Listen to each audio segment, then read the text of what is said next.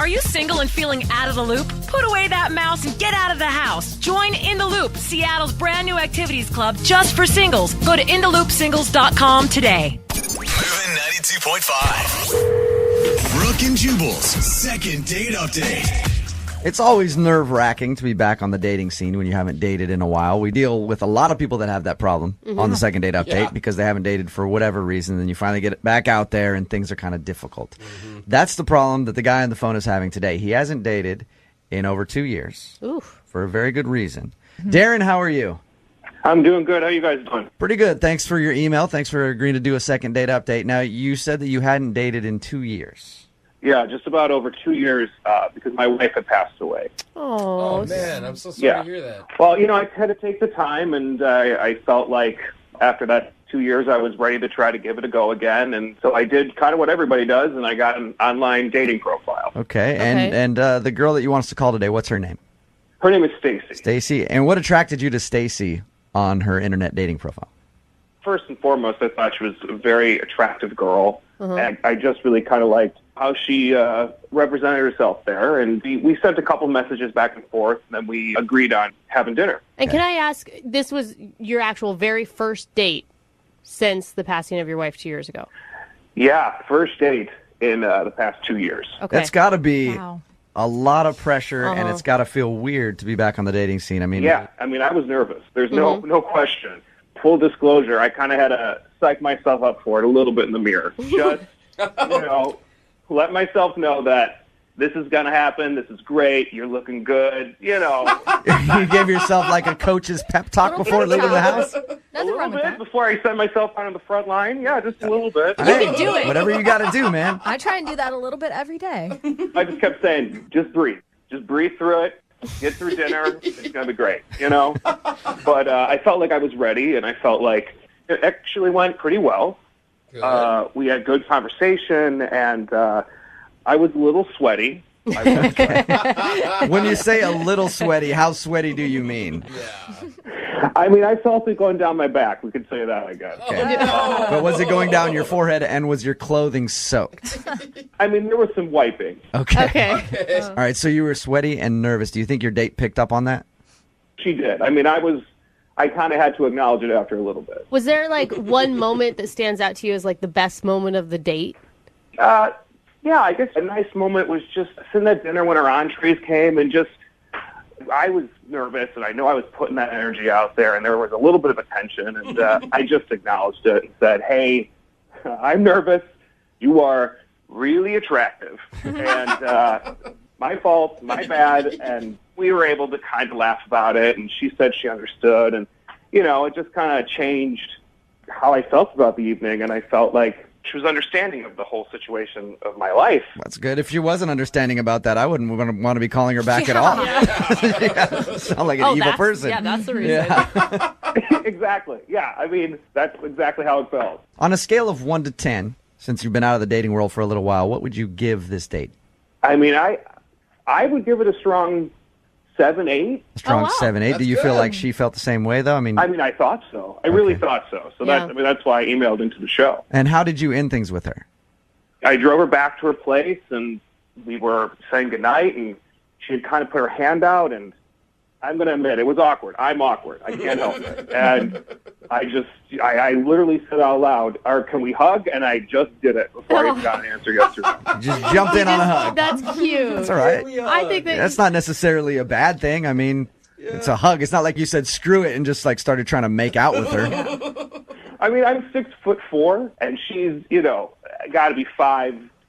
She's, so I'm much taller than her. All right, so she's tiny and you're a big dude, and you just engulfed her with your big arms. I guess so, yeah. Do you feel like that creeped her out? I hope it didn't. I feel like, that's not going to end everything is a giant bear hug. I hope not. Honestly, I was like, I got to get out of here, not do something else awkward. How clear were you with her that this was like your first date? And did you bring up that your wife had passed? Yeah, we brought it up just because she asked, like, are you dating a lot, or why are you dating? And I kind of had to bring it up. I didn't want to lie and have it be something else. And totally. So I just kind of mentioned it, and she seemed okay with it. How many times have you tried to get a hold of her after your date? Well, like 2 days later, hadn't heard anything, so I sent her a text that was just said, hey, it was great to see you. How's your day going? And I didn't hear anything. So I was like, well, maybe I should give her a call. So I gave her one call and left her a voice message that was basically the same. Did you send her another text like, what about the hug? Don't you remember the great hug? How dare you do this to me? I did not bring that up again. Okay. Do you think, I mean, you haven't dated in 2 years. Why not just, like, chalk this one up to, well, that was the first time out. We're going to give it another go with somebody else next? It just felt right. It felt right. And, I figured if I think it feels right, I should probably go after them. Okay. Okay. Well, we'll play a song, come back, call her, and then get your second date update, okay? All right, sounds good. All right, man, hang on.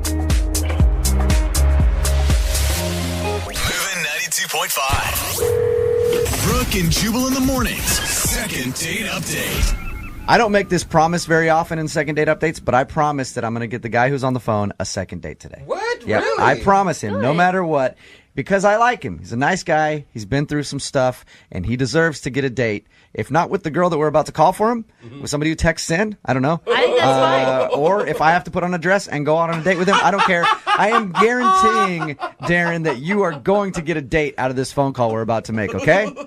I hope so. All right. You know what? I kind of hope she says no so that I can go out with you. Yeah, and Jubal puts out. Yeah. If you're just tuning in for the second date update, Darren wants us to call a girl named Stacy. They met online. He hasn't dated in a couple years for good reason. His wife passed away and he was ready to date again. So he decided to go online and he met Stacy. They went out for dinner. He was a little bit nervous and that showed. He's sweating and just a little awkward during the whole date. He says the date ended with a very big sweaty hug from him that she didn't really seem like she wanted. So Darren, you ready to make the phone call? Yeah, let's do it. All right, man, here we go. Man. Be confident. You've got a 100% guaranteed Yeah. success rate Yeah, right that's now. Look at it this way. It doesn't matter what she says, Darren, you're still getting a date. Could be with a dude, but you're still getting a date. I mean, I am a big fan. Well, there you go. All right. Okay, I'm going to dial the phone number right now, see if we can get her on the phone.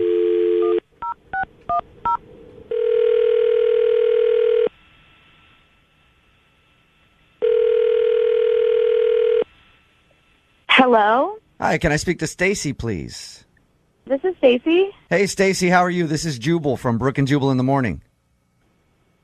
It's okay. I'm fine. Good. It's good to hear. Just calling to check in on you, see how you're doing. It's a courtesy call. Yep. Do you ever listen to our show at all? I think so. I've listened to it a few times. My mom really likes it. Cool. All right. How old's your mom? 61. Nice. That's who we're going for. We kill it with 61-year-old moms. So she's the right person that we want listening. Stacy, have you ever heard a second date update before? What does that mean? That means that you recently went out on a date with somebody who listens to the show, and you haven't been calling them back since your date. So they emailed us to get you on the phone and ask if they did something wrong. Wow, that's weird. It is kind of weird, but it is a segment that we do on our show, and the guy's name is Darren. Do you remember going out with Darren? Yeah. Okay, did you like Darren? Yeah, I did. You sound very hesitant, Stacy. No, he was sweet. I remember he was really nice, and yeah, it was a fine time. Okay, if it was a fine time, why haven't you called him back after he's texted you and tried to call you? I don't want to put all his business out there, but it was. I think that maybe we're just not, we're kind of at different points in our life in regards Right. to dating and things like that. Well, so. in regards to the putting his whole business out there, we talked to Darren, and he told us everything, that he hasn't dated in a while because his wife passed away. He also said that he was very nervous the entire time and was sweaty and gave you an awkward hug at the end of the date. It's I don't know. I always think you get nervous at the beginning of the date and you kind of ease into it, but it seemed kind of the opposite for him. He got more nervous as the date went on. He was the most nervous at the very end, and he straight up asked me if he could hug me, and then before I could respond, he just did it. Right. So I was okay. You can understand the nerves, though, if the dude hasn't dated for 2 years because of something like that. For sure, yeah. And I don't have any ill will towards him at all. I just don't think that we're really compatible in that way. I think. Yeah, but he was just nervous. He hasn't been out in 2 years. Look, Stacy, I really want to get him a second date with you. That's my goal here, is to make you go out with him again and give him one more shot. Yeah, is to force you to go out with him again. Yeah, I mean, like, I totally understand the nerves, but it was like, we were talking about his ex-wife, and, I'm completely understanding. I know how it goes, but, like, essentially what he said was that she is watching over him all the time, which at first I thought was kind of sweet, and then he said that throughout the date he could feel her, like, aura or her spirit at the dinner table judging me. Judging you? What? Did he actually say the words judging you? Yes, he said the word judging me, and it freaked me out. Wow. Like, as if her spirit is jealous, or as in she's hoping things go well? I took it as, like, she was, like, jealous. Like, she was judging me, like, how dare, thinking that I'm, like, some easy girl, trying to pick up a dude, Maybe, like, maybe he said it wrong, and he meant to say, like, I feel like her presence is around me all the time, and she would want me to be doing this. Look, it's probably a weird thing to say either way. Of course. But I doubt he was saying, like, my wife who passed away is sitting next to me right now, her spirit is, and it thinks you're a skank. Like, I doubt that's what he meant by that, Stacey. Well, regardless of any of it, it just really creeped me out. Did you say anything to him after he brought up the dead wife judging you? No, it was just weird. It was just really creepy, and I think he just needs to take some time. Stacey, I hate to get weird on you too, but there is another presence that's listening to this phone call right now. What do you mean? I mean that Darren is actually on the phone and heard everything that you just said. Who's judging you? Are you kidding me? No, I'm not. Oh, Hey, my God. Stacey. Hey. Look, I had no idea that you would, like, be listening to this. They called me out of nowhere, Like, I'm sorry. I mean, are you okay? Like, are you really upset? Like, I mean, sorry. no, it's fine. It's good, I guess.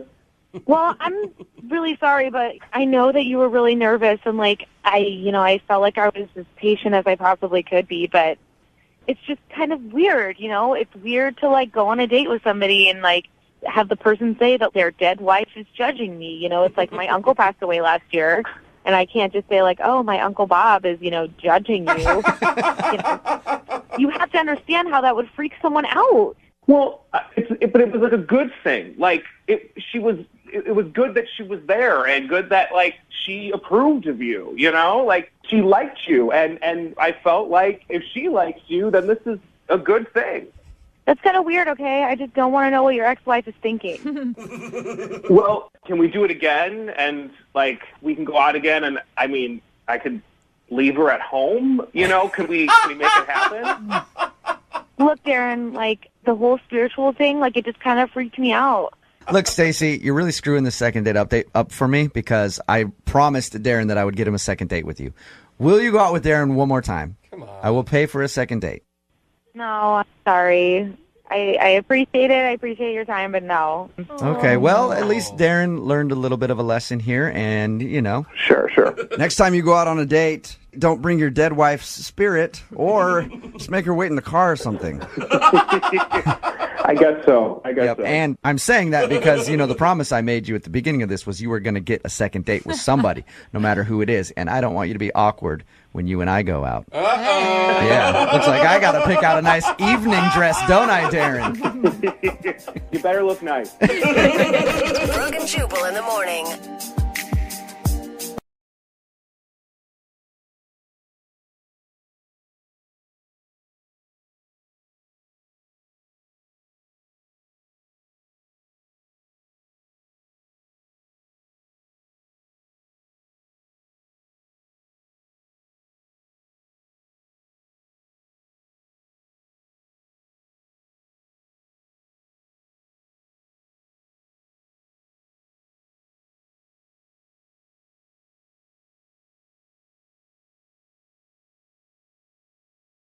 Moving 92.5. Brooke and Jubal's second date update.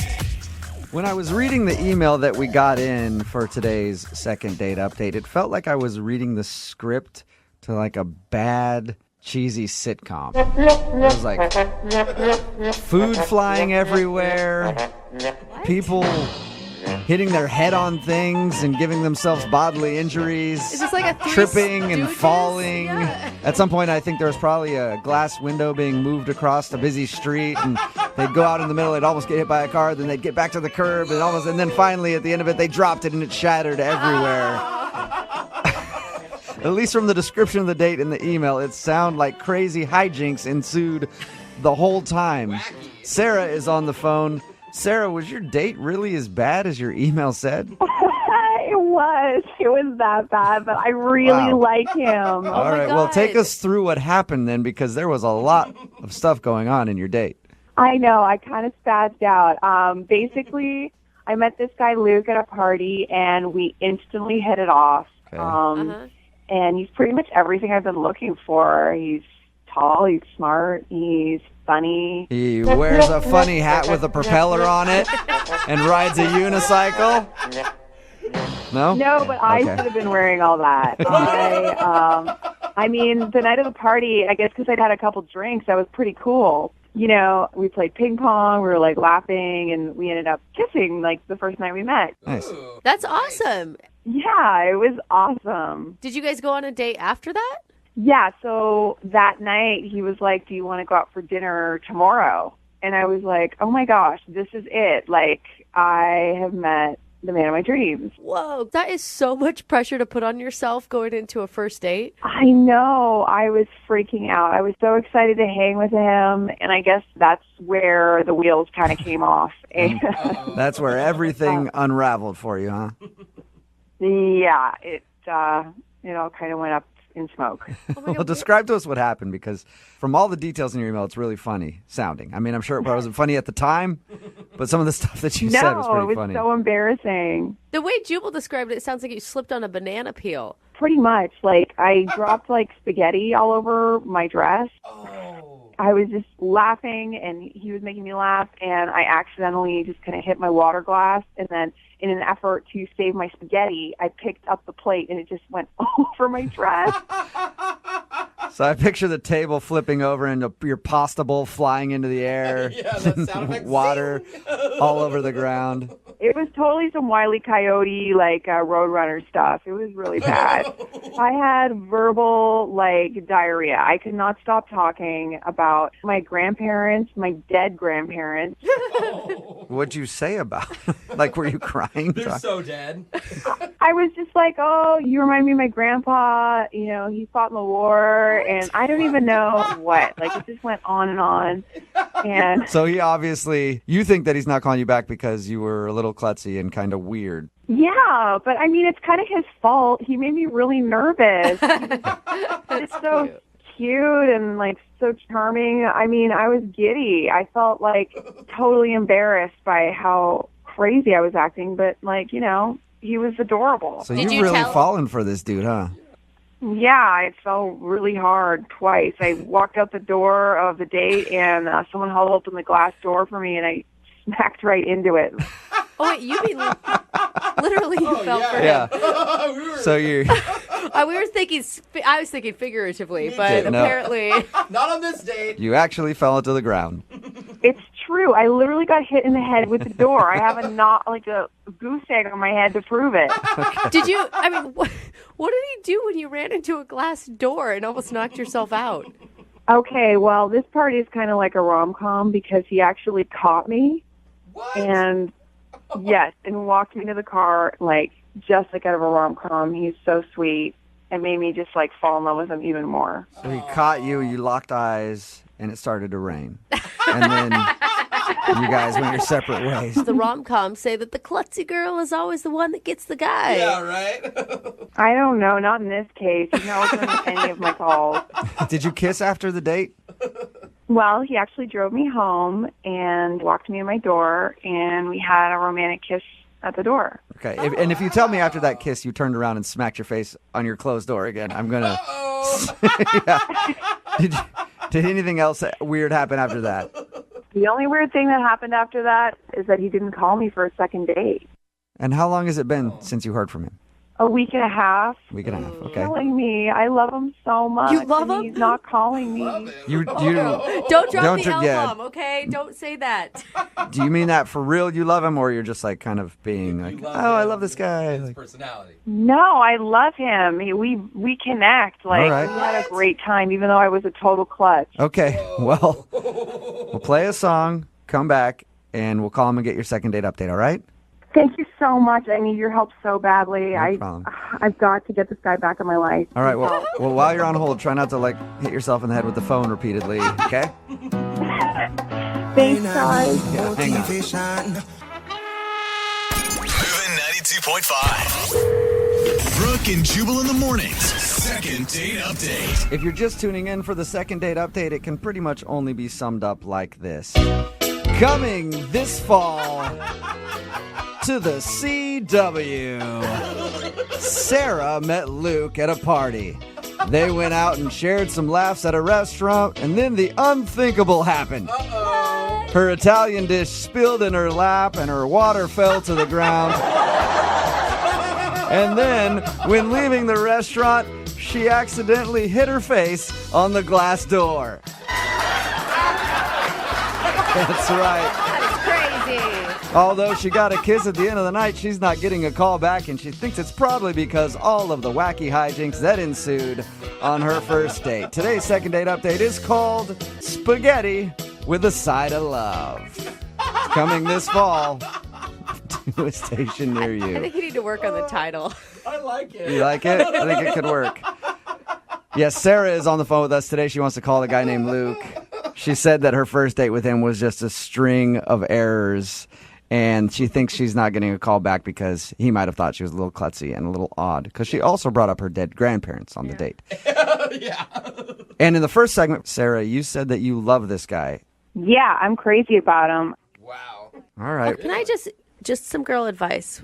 Once we talk to him, do not drop the love word again for the rest of this conversation, okay? We'll see. I don't know if I'll be able to hold back. All right. Oh, girl. Are you ready to make the phone call? Yes. Okay. Here we go. How will these two kooky lovebirds make it work? I'm sorry, the You promo can't for the stop. TV show is just running through my head right now. I can't concentrate.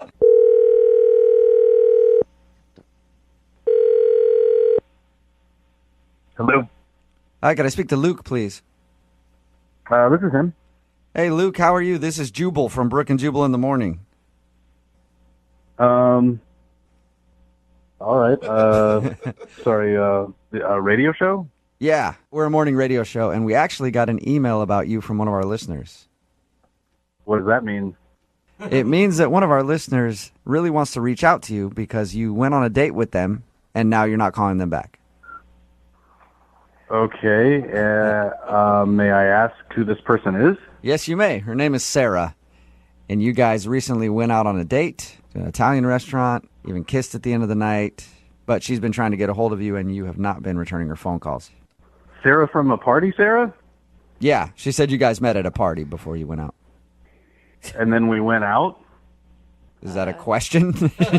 Yeah, she told us about your date. She said you met at the party and then went out for a nice evening at an Italian restaurant. She thinks that you're not calling her back because she had spilled food at one point and then kind of knocked her head on a door. Is this some sort of weird joke? Why would it No. be a joke? I mean, I met a Sarah at a party not too long ago, but there wasn't a date after that. What do you mean? You didn't go out on a date with a girl named Sarah? No, sir. With the right guy? Did you kiss? Hang on, let me make sure I got the right guy. So you didn't meet a girl named Sarah at a party and then take her to dinner at an Italian restaurant?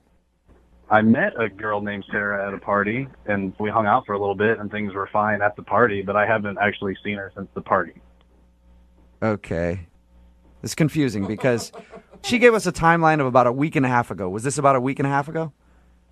Correct. The party was about a week and a half ago. Did you kiss Sarah, the Sarah that you met at the party? We did kiss at the party. And actually, I mean, since the party, I've tried to get a hold of her, but she hasn't answered the phone or returned any of my calls. I don't know what the hell's going on here. Is there any I'm chance? trying to figure out why we would have bad information. I don't know. So Sarah from the party really called you guys? Yeah, I called them because you won't leave me the alone, Luke. What? Who? Day, night, text. Get the away from me, you stage 5 clinger. Whoa. What is that? Sarah? Yeah. The Sarah from the party, Sarah? Yeah, the one you won't leave alone because you're stalking me. Whoa. You're a psychopath. Leave me alone. I don't even know what the going on right now. I don't either. You want to wear my skin. That's what's going on. You're psycho. I thought you loved him. Who is this for real? It's Sarah. I had to commandeer a radio station to get you to off my back. I'm so confused. What? I don't understand what you're saying. Yeah, neither do I, Sarah. Did you made the whole story about your first date with this dude up, from the meatballs spilling on you to hitting the door to the kiss at the end of the night? Yeah, I made it up. What would you do? It's terrifying when you're getting stalked by a psycho killer, man. Oh my god. Psycho killer. Oh my That is. God. Wait, hold Wow, on. is it that bad, Sarah? What is he doing to you?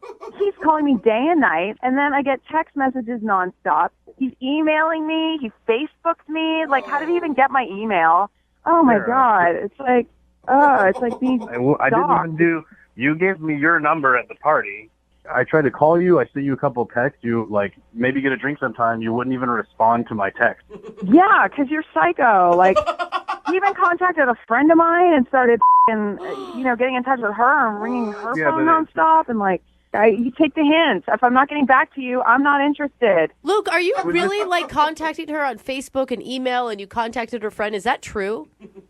I mean, yeah. I reached out. I emailed her and I reached out on Facebook, but it was after she didn't respond to text or a phone call. So I didn't know what else to do. I mean, I really liked her. I thought that we hit it off pretty good. It wasn't like a psycho thing at all. There's a body bag. It's not this. It's just I just wanted to hang out again. I was just being a little persistent. Oh my god, a little persistent. Persistent isn't calling me night and day, having flowers delivered to my house, emailing me, text messaging me, calling my workplace. You call me at the firm, Sarah, and I've got people. Are you not over exaggerating? Am I not over exaggerating? What is this, Shakespeare? What the does that question mean? Sorry. Get it straight, Yeah, Jubal. you're Okay. angry. Like, All right, what how about is that? this? What do you mean? I'm not over exaggerating. Now you're telling me how I feel. I'm just asking if you're over exaggerating. That is he really sending flowers to your house and calling your office and all that stuff? Yeah, he's doing all of it. my Yeah. God, that is Why do you so think I'm calling you guys? crazy. Why do you think I came up with this elaborate ploy to get him away from me? Oh my God. Dude, what did the text messages say that he's sending you? What does it matter what the text messages even say? I saw a girl at a party. We hit it off. You gave me your phone number, and that's it. I was trying to reach out. That's it. And yeah, okay. So I sent you flowers, and I wanted you to know that I liked you. I didn't think it was creepy. I was just affectionate. I just wanted to say, hey, thinking about you. That's it. You think it's sweet to give me flowers? How the did you even find out my address? Hey, you don't know what? I'm the one on trial right now. I was trying to do a sweet thing. You call a radio station, you crazy bitch? She's Hey, not the Luke, crazy one here. Hey, Luke.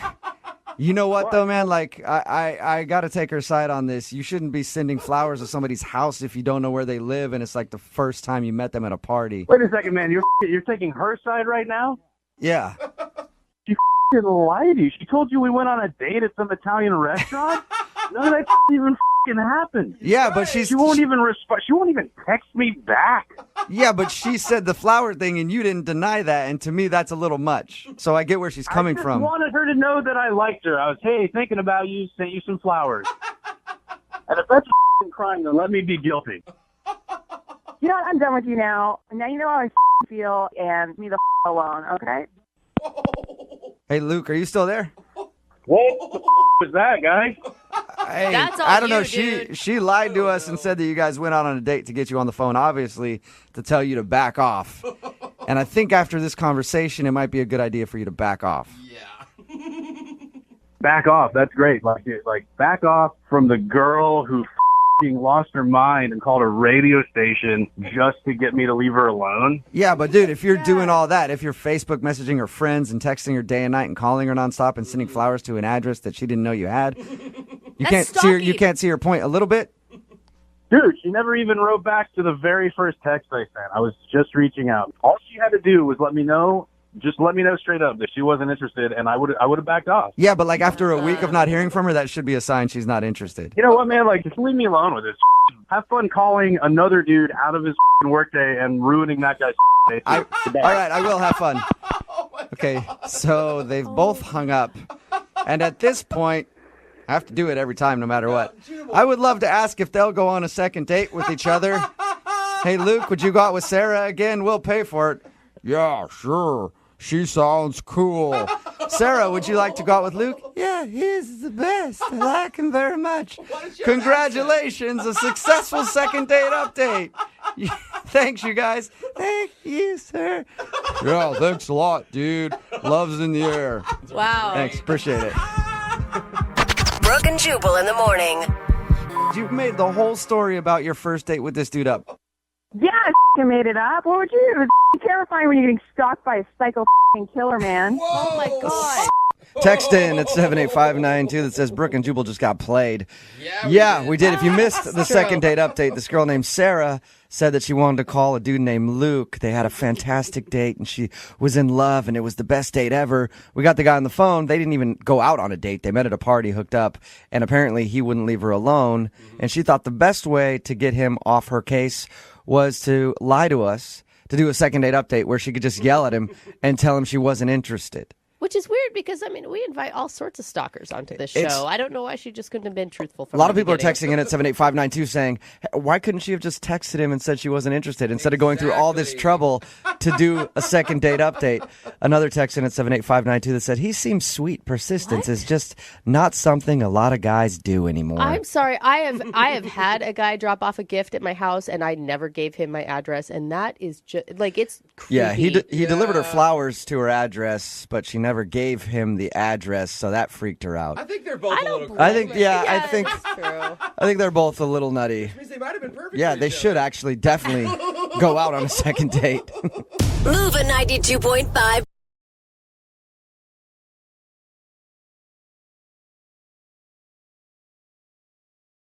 Moving 92.5. Brooke and Jubal's second date update. The guy on the phone for a second date update today thinks he's not getting a call back because of what he chose to eat for dinner. What? And let me tell you, when you guys hear what he ate for dinner, you're going to agree because it's crazy. What are you talking I can't about? believe that he would actually do this on a date.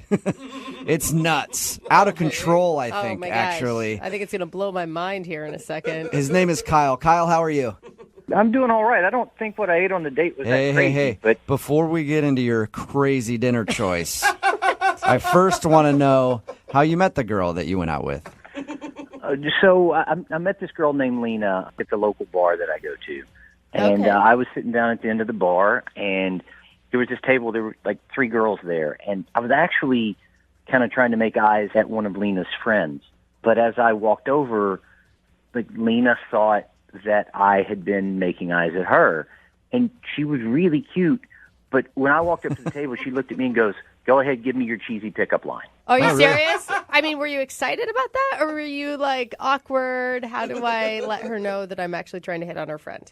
I actually really kind of liked that she just immediately kind of punched me in the nose. Like, I like that kind of challenges and doesn't just, that tells you there's something special about them. That should have been your cheesy pickup line. You should have been like, actually, I was wondering if your friend is single. So you walked over there to talk to one of her friends, and she talked to you first, and then you were, I mean, I guess not stuck talking to her because you seem like you like her enough to do a second date update, but you just had to switch your game up and start talking to her. I just had to switch it up just a little bit. And, my pickup line was, huh? I mean, that was my response. So, Yeah, really smooth. did you guys end up going out, or did you just hang out that night? We had one drink together, and she was just really cool. I had to go. I was meeting my parents for dinner, and so I gave her my number, and she actually called me. Okay. Wow. I like this girl. She's really forward. Yeah, it's You know? awesome. She was really cool, and I mean, dinner was awesome. I picked her up for dinner, took her out, nice restaurant. I wanted to, impress her. I really, thought there could potentially be something there. And let's talk about the dinner for a second, because your email said that you think the item that you chose to eat might be scaring her off. And after reading your email, I've got to say, I agree wholeheartedly, you madman. What did you order? This is killing me because I can't imagine ever not calling a guy over what he ate. I just ordered a salad. That's what I'm talking about. But wait, like a dinner salad or like a side salad or like a meal salad? It doesn't matter. There's a big difference. It doesn't There is. really matter. The point is, Kyle, why do you think ordering a salad is not getting you a call back? Well, I mean, some girls that I've been on dates with have seemed offended that at dinner I only ordered like a small salad. Really? I mean, I tell them they can eat whatever they want, but I'm only going to order a small salad. And sometimes in the past, girls have seemed offended by it. I could see, I could honestly see, I would feel like you were judging me for what I was eating, especially if you added the line, you can eat whatever you want, but I am diet conscious and I am going to order a salad. I could see that. I mean, it sounds kind of pretentious almost. But like, I really don't care what they eat. I try to treat my body well. And so, I mean, that's... Okay, see, now you are sounding pretentious, like... Yeah, you can go ahead and order some sort of fried something. I don't put anything like that in my body. Is that the way you posed it to her?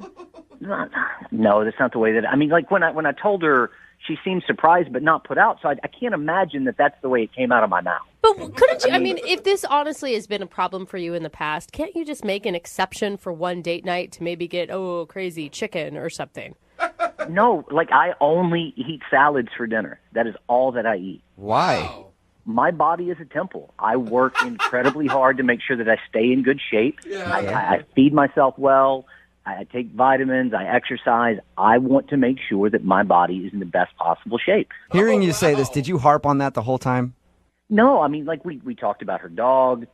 We talked about my family. I mean, we had it. She seemed a little surprised, not put out, like I said. And then from there, conversation went very well. Can I ask, I think it's important to know, what did she order for dinner if you only had a little tiny salad? She ordered a steak. Okay, Nice. so maybe she wasn't put out by it. Maybe she didn't care what you ate at all. When the steak came out, like, I even like to reinforce that it was an okay decision. I said, good for you. I really didn't care what she ordered. I told her, I was like, that steak looks really hearty. Really? No, That's a hefty meal you got there, lady. Good work. That's like when my dad growing up would tell me I'm good German working stock and I was built to carry heavy things. They're just not things that you want to hear. So how did she react after you told her that her meal was hearty? She dug in immediately and cleaned her plate. Okay, so it doesn't seem like the food thing bothered her that much, but that's... Either that or she was doing it out of spite. Guys, I don't think it was contentious like you're kind of making it out to be. I mean, she got to eat what she wanted. I got to eat what I wanted. Okay. And, yeah. Did you guys kiss at the end of the night?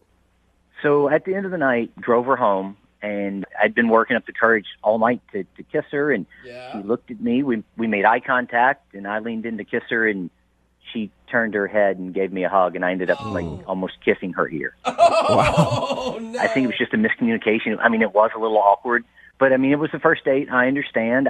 I did think that I would get a kiss. It had gone well, but called her. I've sent her text, and I was looking to you guys for some help. Okay. Well, we'll play a song, come back, call her, and get your second date update, okay? Sounds good. All right, man. Hold on. Hello. Moving 92.5. Brooke and Jubal in the mornings. Second date update. If you're just tuning in for today's second date update, I'll do something I don't normally do at the beginning of these. I'll go ahead and act out the first date that this guy went on. Yeah.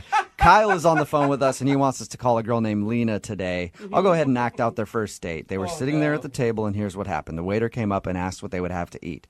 And Kyle said, I'll just have a little salad. Can I have a tiny little salad and maybe just some low-cal dressing on the side? I might just dip my fork in it so there's a little bit of dressing on just each bite, but I'm not going to have too much dressing. And my sweet love, Lena, over there, what would you like? And Lena was like, I'll have a steak. I want a big steak and make it as rare as possible, please. I want to hear that thing moo on my plate because I like steak. It's like... Kyle, would you say that's a good representation of your date? It's a funny representation. Oh, but okay. that's nowhere near what happened. I'm surprised you didn't say uncanny. Kyle is on the phone. He wants to call Lena. He thinks the reason she's not calling him back is because he only had a salad on their date and she ate a steak. And at one point he said to her, hey, don't worry about eating that steak. That's a hearty little meal you got there. So bad. Which could be taken the wrong way. But he said the date was good. It ended with an awkward moment where he tried to give her a kiss and she gave him a hug. And she hasn't talked to him ever since. Kyle, we're about to call her. Any last words? I would just like the chance to explain it and see if she'd be willing to go out on another date. Maybe I could take her out. I mean, I could have tea. She could have coffee or whatever she wants. I'll have a coffee and a steak. I'm a hard-eating lady. I feel like you should just skip any food dates from now on. Like, go for a hike or something. I hope when she picks up, that's literally what she sounds like. Hello? This is Lena. All right, I'm going to dial her phone number right now. Here we go, Kyle. You guys are really funny. Yeah, all right. Here we go, man.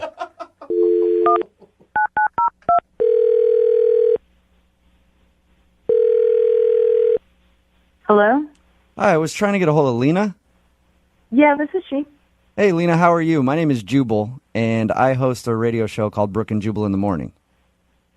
Okay. Why are you calling me?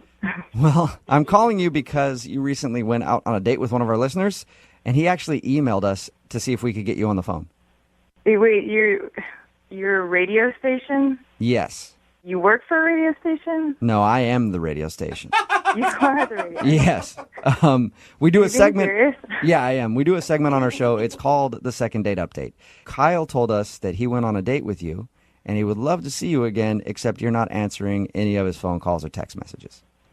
Okay. So he asked us if we could get you on the phone and find out if something went wrong. It's like a real thing. Like people call in. And Yeah. It sounds dumb. It's very happens. real. It happens all the You're time. really a radio station. This is like a real thing. I promise. I'm just calling on behalf of Kyle. He wants to know what happened. Yeah, he's nice. Yeah, Okay. What a rave review. Sounds like you're dodging the question quite a bit there. I don't know what you want me to say. I don't know. What did he tell you? He told us that he met you at a bar and you guys went out for dinner. He said that he thinks you're not calling him back because he only ate a salad on your date. I thought that was stupid, but... Oh, that's really endearing, actually. Was he condescending to you about, like, you eating your steak, your hearty choice? He told you I ordered a steak? Yeah. Yeah, he did. This was really detailed. This was kind of intimate. Were you guys like... Well, we on the talked to date him. with us? We talked to him for a We had while. secret cameras set up. And he said he thinks the reason you're not calling him back is because he ordered a salad and you ate a steak, and you might have thought that was kind of weird and judgy of him. I had high hopes for this one. You know, we met at the bar, and he was a perfect gentleman and seemed really sweet, and we got along great. He seemed totally normal. He seemed, which means he wasn't totally normal. Yeah, it's always the ones that seem normal that are the weirdos. I don't know if that's... So what did he do that was so weird? He just did something, like, throughout the whole night, actually, that was just totally grossed me out, to be honest. He did What something was that it? was nasty? Yeah, it was nasty, like, beyond gross. It totally disgusted me. What was he doing? This happened, like, 3 or 4 times, but throughout dinner, the whole evening, he would just casually, still gives me chills thinking about it. He would just, like, casually take out his car keys and dig around in his ear and pull out, like, a wad of earwax. Shut up! Did you just say what I think you said? That is so gross. He did that, like, 3 or 4 times, and I'm just sitting across from him, like, he didn't even flinch, like not even, like, batted an eye that was unusual. It Was he just so weird? talking to you the whole time while he's cleaning out his ears? Like casual, like just like continuing conversation, like nothing was wrong or weird or strange about the fact that he was like rooting around in his ear for like some magical nug of earwax. It was How did you not say anything to him? I mean, like, I could see like maybe 1 or 2 times and you're shocked, but by the 3rd time, that is so gross.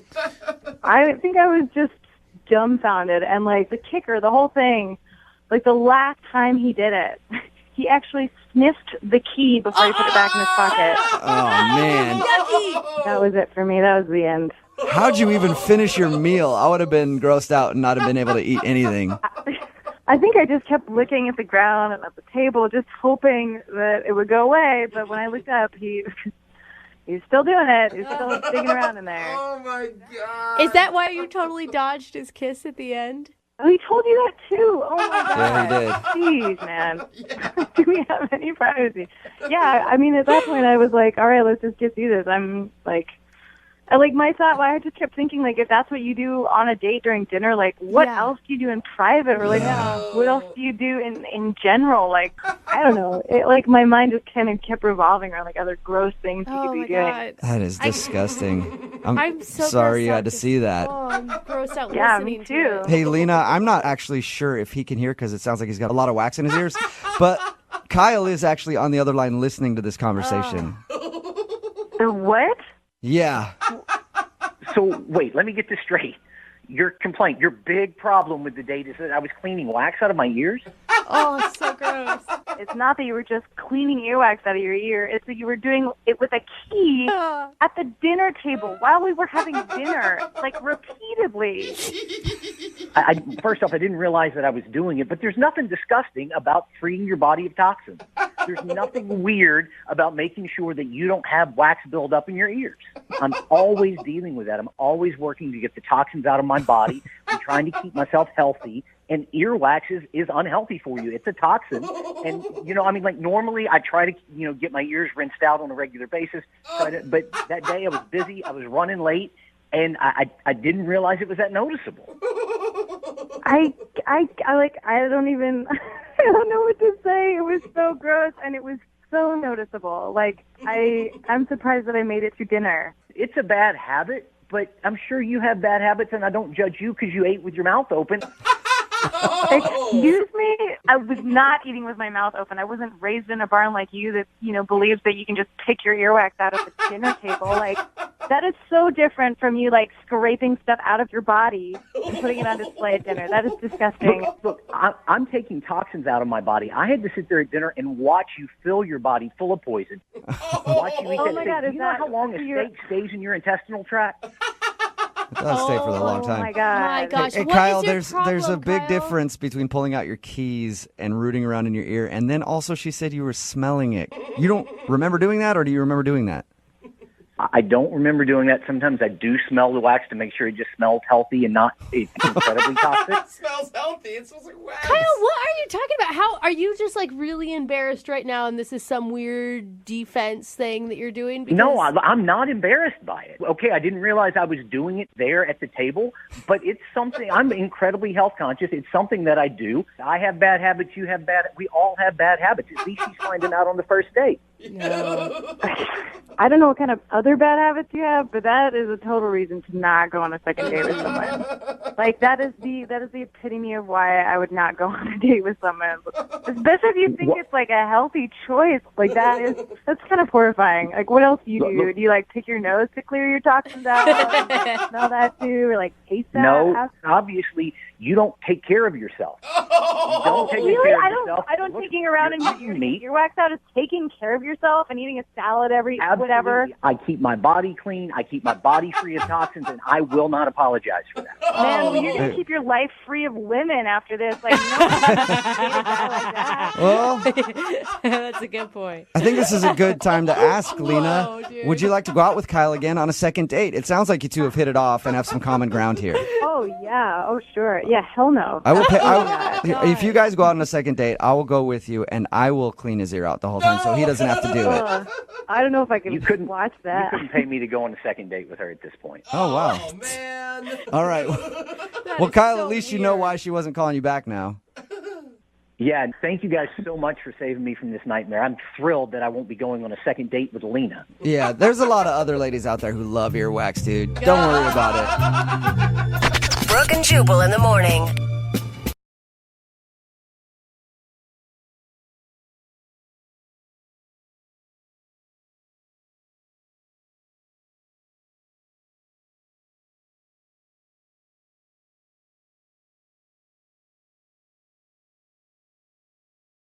Need LASIK? Trust the experienced team at the LASIK Center at Evergreen Eye Center. No glasses, no contacts, no limits. What will you do?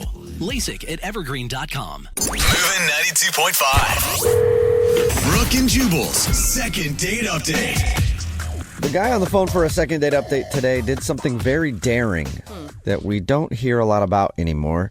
He says that he went out on a blind date with somebody. Like a real blind date or like... That's what his email said. It said a real blind date. Huh. Oh, wow. I don't even know how that happens anymore, how you don't... Like, Jason, you didn't look up this person online or anything before you went out? No, I didn't even know her last name, so there was no way to really... Whoa. Yeah, I just knew her name was Lauren. And... Oh, so her first name's Lauren. Dude, I would have searched every Lauren within the 300-mile radius online. Well, you must have really trusted whoever set you guys up. Well, I didn't really know it was my coworker's sister. What? I mean, the coworker I love, my coworker John is a great guy. I mean, I trust him, so I'm sure his sister, you know. Oh, wait, his sister set you up, or his sister is Lauren that you went out with? No, his sister set me up with Lauren. Okay, you're right, Jubal. He is nuts. Yeah, that's a weird way to get set up. Like, how did that happen? I was just talking to my coworker one day, and, you know, he sort of knew I was doing the online dating thing, and he said his sister has, like, a ton of girlfriends. Why don't we just talk to her and maybe set something up? So I was like, all right, I'll let you do that. Literally the next day, he gave me Lauren's phone number. Wow, his sister is efficient. Yeah, very efficient. And so then literally that day, I texted Lauren and scheduled a date for the next night. Wow, so what was it like when you showed up? Oh, it was actually... Confusing? I think it'd be confusing first. Are you Lauren? Wait, are you Lauren? Who's Lauren? My coworker gave me a description of what she looked like. He said that she sort of looked like if Taylor Swift had like an older sister or something. Which obviously for me, I was like, that's great, you know? Yeah, he gave you a description of a generic white girl, like easy to find in a bar. Look for a blonde white chick. Yeah. Wow. Yeah.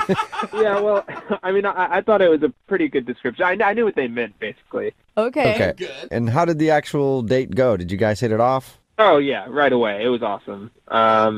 There were, I mean, a few weird things, I guess, but it's just like first date jitters, probably.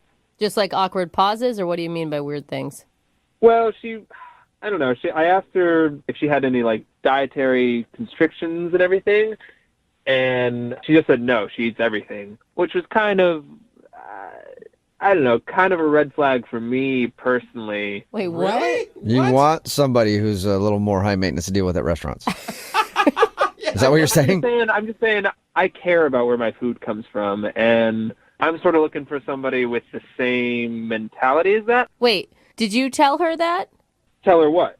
That you're looking for somebody who cares about where their food came from. Oh, no, of course. I mean, I didn't tell her that. I just told her that that's how I feel about it. I didn't push that on her. I just said that, you know, I'm very conscious of what I eat. I told her I don't really eat any cheese at all, and if I am going to eat meat, I make sure I know that it's grass-fed beef, free-range chicken, all that. You know the name of the cow, the person. I mean, not that far, you know, but you want to know. I mean, it's really important. And I got in a long conversation with our waiter about this, like, vegetable ratatouille, and I had a conversation with him about all the vegetables that were in it, making sure, like, which farms it came from. Oh, man. As a former server, that gets annoying. Yeah. As a woman who eats everything, also annoying. Like, this has to be the reason How is she's not... How is that annoying? Well, As a dude who had an ex-girlfriend that used to do the same thing, also annoying. Yeah. All of us are in agreement. That is I don't think that's annoying. I think it's like kind of should be respected. And... Well, no, it's just No, like, but, okay. and that's the thing. You're pretentious about it because Yeah. not only do you think it's not annoying, but you think it should be respected. Like that's the only way there's going to be any change in the food industry is if people like me who ask questions and care. That's understandable, I guess. okay, but maybe Yeah. not like pushing it on a blind date. That's my own personal, like, I live on that kind of stuff. Okay. So Well, did she seem bothered by the million questions that you had for the server? not that I could pick up. No, I mean, Uh-oh. Okay. So everything on the date seemed fine for the most part. yeah. That was not a very convincing yeah. So after she knew that I was a health nut, she did order lasagna, Uh-huh. which is kind of like, ugh, you know. Come on. What? Yeah, tell me about it. Did you judge her for her food I order? did not say anything. No, I didn't say anything. But Did your face say Yeah. everything? Did your face say it? I mean, there's so much cheese in that. I mean, just imagine, Right. imagine what's happening afterwards. You know. Oh, like Oh, digestive. yeah. you Well, guys- or what's not happening, depending on how your body reacts to it, right? Some people's bodies process cheese great. I can eat a block of cheese and have zero issues. Oh, I'm so jealous. That can't be. It's true. It's really true. I still drink milk as a grown adult with dinner. That's so disgusting. That is awful. Yeah. Dinner with okay. milk is grotesque. Well, Jason, do you feel like she knew that you were judging her for her food choice? I don't know. When the waiter came over and she said, "Yeah, I'll order the lasagna," there was like a laugh. I had a laugh. I was like, "Huh." Just sort of like out of surprise. Oh. That was it, though. That was it. Well, you're surprised that she's not calling you back after your date. Yeah, I mean, I made sure I tipped really well because I know I can be, I realize that I'm kind of a pain, That's with good. the questions and stuff, so I tip well. Okay. The other red flag was we were getting ready to leave, and she was like, "Oh, sorry, I have to go. My Uber is already here." And I didn't even know that she had called an Uber. Oh. Oh, that's not a good sign. Yeah, that's not a good sign that's at all. Definitely a bad sign. Sneaking out. Yeah, I guess, yeah. Yeah. It obviously didn't end well for her. Yeah. If she's going to just leave like that. Something happened. I don't know. I mean, I think we're looking into it a little too much. I am curious, though, why she hasn't responded to any of my texts or calls. Okay. Well, we'll play a song and then come back and call her and get your second date update, all right? Sounds good. All right, hang on. Moving 92.5. Brooke and Jubal in the mornings. Second date update. If you're just joining us for today's second date update, Jason is on the phone, and Jason might be the most positive person ever. Yeah.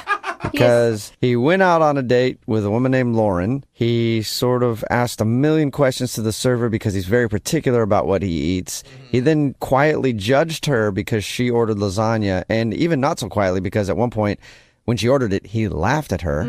And she ordered an Uber when he didn't even know she was ready to leave and just took off. But he still thinks the date went good. Jason, are you ready to give her a call? Yeah, let's do it. Oh, Okay. I gotta Even say, with that recap, you're still positive.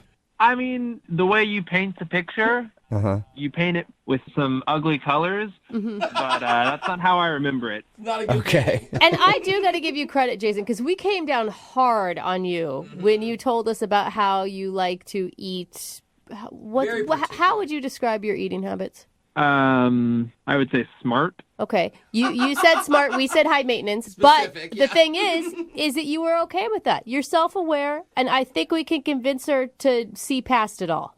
Oh, yeah, easy. Okay. Okay. Optimistic. All right, well, let's give her a call and see if that is the problem. Here we go. Let's do it.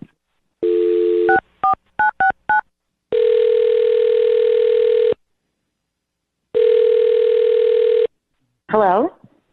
Hi, is this Lauren? Yeah, this is her. Lauren, how are you? This is Jubal from Brooke and Jubal in the morning. I'm sorry. I don't know who you guys are. Brooke and Jubal in the morning is a radio show that is on the radio, and we have some people that listen to it on the aforementioned radio devices. Okay. I'm okay. Okay, so now you know who we are. Does she? Yeah, I guess I technically know what you do, but why are you calling me? That's a good question, too. Yeah. Okay, Oh, are we you gonna want an answer it? to that? Okay, Yeah. my bad. Yeah. Is there some? Do I need to give you? What's happening? No, I'll go ahead and tell you. I just wasn't sure if we were all clear on everything.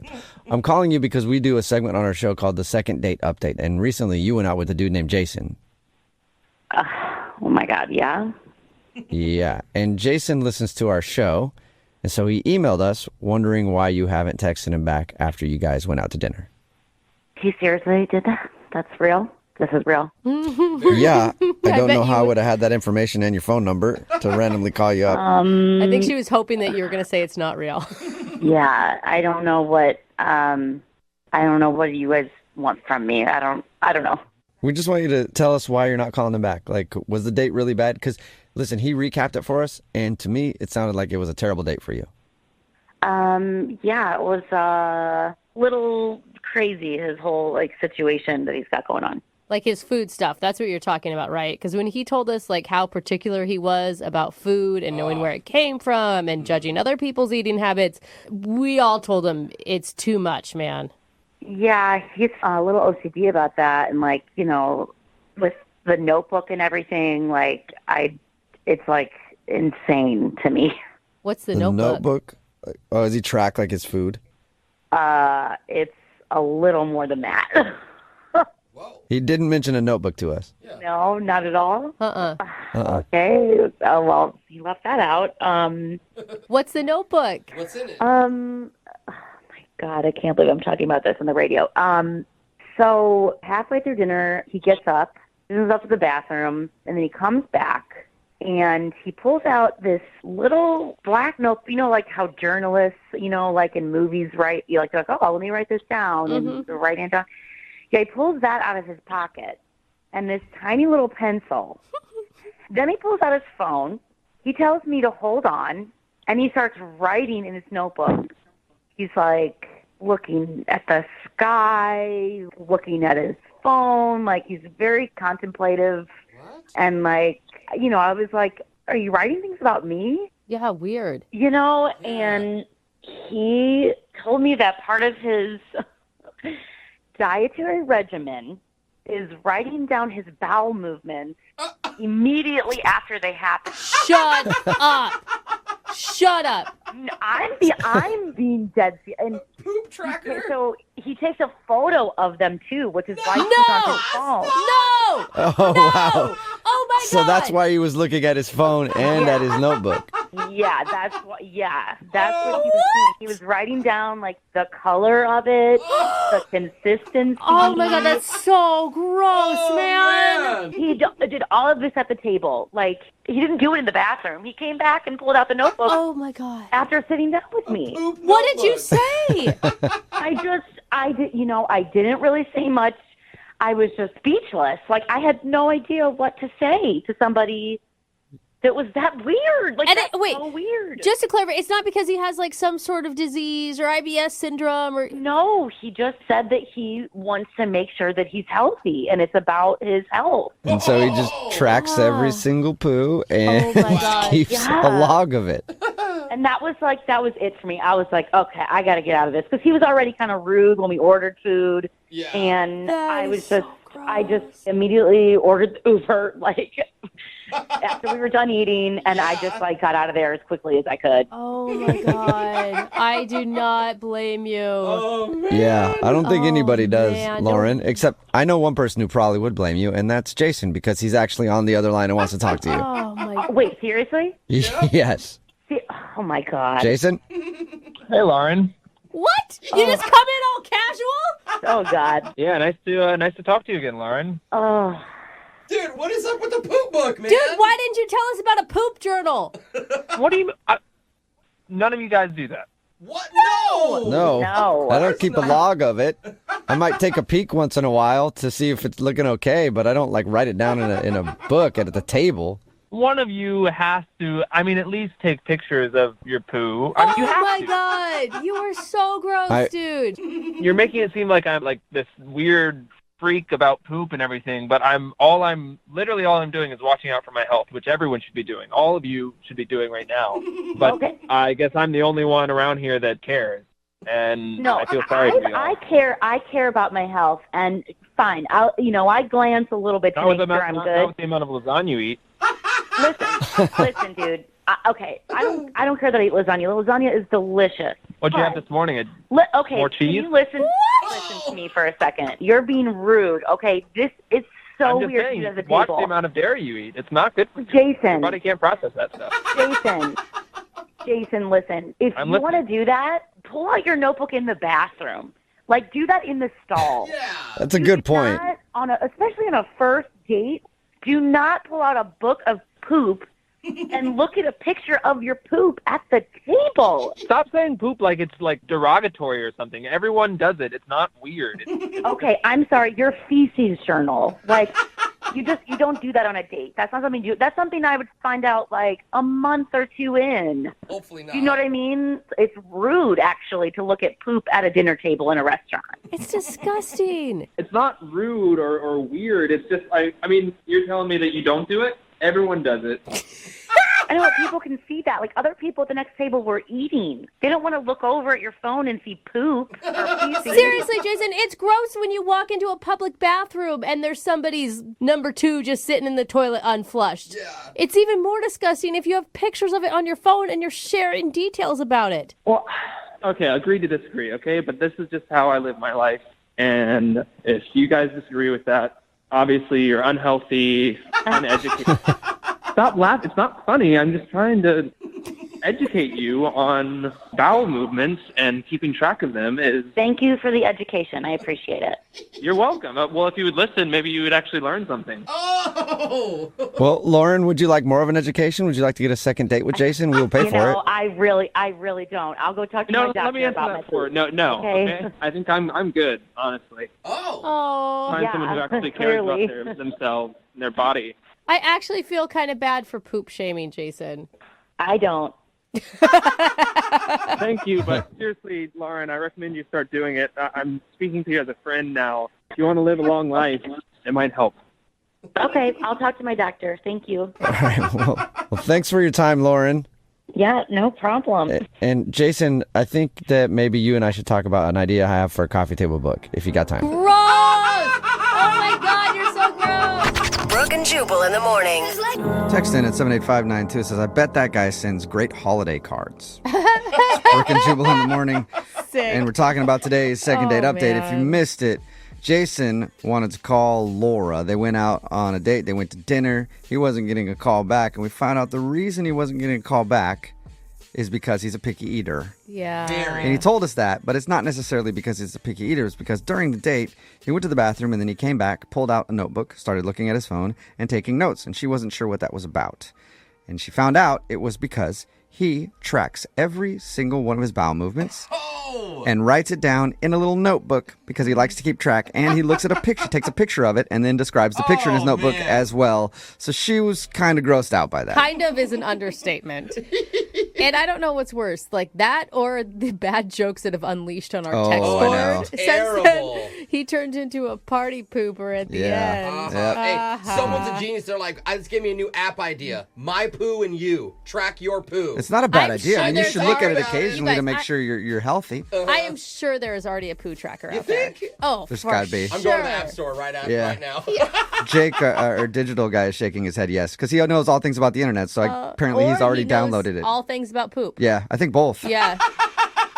Poopy Jake. Remember, if you want to do a second date update, all you have to do is email the show, and we will call the person that didn't call you back. By the way, they decided not to go out on a second date. And he shocking. was judgy with everybody, saying that we didn't realize how important it is. You know what? To track your Go poop. eat some And cheese. there hasn't been one person texting in that wants to take him on a date. No, I know. He'll find somebody, though. Okay. And they'll sit together and track their poo for the rest of their lives. Yes.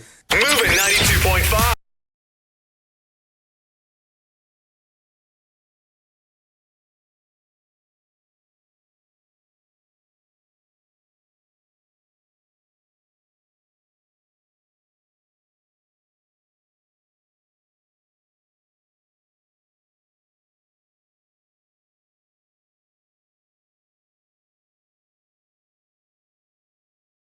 Moving 92.5. Brooke and Jubal's second date update. Today's second date update is going to be pretty exciting because it's filled with celebrities. What? That's right. Kevin is on the phone, and today he wants to do a second date update with a girl named Marianne. And apparently, their first date involved a lot of celebrities. Really? Yeah. How? I want to know. What's up, Kevin? How are you?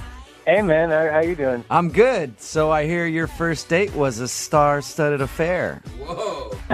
Yeah, definitely. What'd you do? Like take her out to some red carpet event or something? No, my date was just talking about celebrity gossip. Well, that Yeah. is the biggest letdown I've heard today. Wasn't quite as exciting as I made it sound, was it? No, it wasn't. Your email said that you guys talked about celebrities the whole time. Why? Well, I guess she was really into celebrities. She was really into the Kardashians and all that. What's happening? I'm not. I have no idea what's happening in that world. So, wait, how did you meet this girl? We met on Tinder. Okay. And did you have any idea that she was celebrity obsessed before you went out with her? You know what? Towards the beginning of the date, she was going on about all these celebrities, and I just told her, I'm just not a part of that world. And 5 minutes later, I'm like, Kim Kardashian did what? It is addictive, I will say. As someone who does a lot of celebrity gossip, man. Your first date with Marianne was just you two gabbing about celebs? It's definitely something I never thought I'd end up doing, but it's kind of fun, you know? We went on for like 2 hours, and, you know, I just went on because, you know, I didn't know any of that, so I was asking her who's married to who's dating who. I was writing a map on my napkin trying to pick up the dots. So, do you want to do a second date update to go out with her again, or you just need some more celebrity gossip? Just another fix. No, I wouldn't mind another celebrity update because it's been a couple of days now, but I definitely want to go on a date with her again too. Why do you want to go on another date? What did you like about her so much, other than the celebrity stuff? You know, as much as she could talk, she just never stopped smiling. And I thought that was so great. That is one of the sweetest things, I think, that anybody's ever said on a second date update. What did the night end like? Well, I wanted to take her back to my place so I could get on her. What? What happened to you? Just a second ago, you were melting my heart. Yeah, I know. I liked her smile a lot, and I was hoping I'd get her back to my place so I could just jump on her back right as we walked in the door. I was just being honest with you. That's what I wanted to do with it. Oh, my gosh. So much honesty there. What did you guys do? So you went out to eat, or where were you when you were talking about all the celebrity stuff? Yeah, we went out to eat, and, you know, after we ate, I asked her, you know, let's go back to my place. Yeah. And she said yeah. So we went back to my place, and we were hanging out, watching a movie, you know, Netflix and chill. And I said, you know, I'm going to go change in my room. I'll be right back. I come back, and she's gone. Wait, you pulled the I'm going to change into something more comfortable line? Well, I was dressed up for the occasion, you know, so I wanted to relax and kick back and dress in more comfortable clothes, you know, and encourage her to do the same thing. I'm not that she would change it. I mean, hopefully she would. Hopefully just get out of the clothes that she was wearing. That's all you wanted. Yeah. And then when you walked back out, she was nowhere to be found? She was literally gone. And the front door was wide open. Oh, my God, she was kidnapped. Do you have any idea why she would just jet like that? I have no clue. Maybe she didn't like the movie. It was so bad that she ran out of your place, Yeah, what movie? leaving the door open and ran down the street. Is there any chance that maybe, you know, in the couple moments by herself, she was able to rethink the situation and realize she didn't want to hook up with you?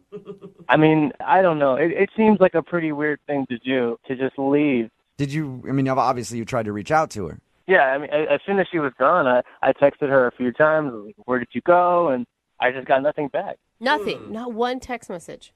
Literally nothing. It's not a good feeling. It's like this date didn't even exist. Yeah, I mean, that's kind of how I feel. It was really weird. Like, no one would know that I went on a date with her and she was gone, and what am I going to tell my friends? Maybe she was a little celebrity gossip angel that just dropped out of heaven that night to share some updates with you and then leave. Open up the gossip world for me. All right, well, we'll play a song, come back, call her, and hopefully find out why she just split from your place that night. And if I might add, I'd like to get a second date with her so I could get on her.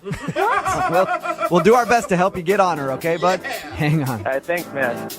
Moving 92.5. Brooke and Jubal in the mornings. Second date update. Right in the middle of a second date update, and if you're just joining us, Kevin is on the phone, and today he wants to call a girl named Marianne. All Kevin wanted from the date was to, quote, get on her. But God, that hurts my when soul. they went back to his place after hanging out at a bar, talking about celebrity gossip and whatever, there was a moment when he said, I'm going to go slip into something a little more comfortable. Well, he went to go slip into whatever that comforting thing was, and then when he came back, she was gone, and the door was still left open. So she just ran out of his place. He tried texting her, tried calling her, and has gotten no response. So it's a mystery. Where did Marianne go, and will Kevin ever be able to get on her? Kevin? Oh, my God. I mean, I just don't get it. Even if something happened, you know, even if, you know, there was an emergency or there's something. Did you with the ever movie, say to her, like, hey, I'm going to go slip into something more comfortable, and then I'm going to get on you? I mean, I didn't say the second part. Okay.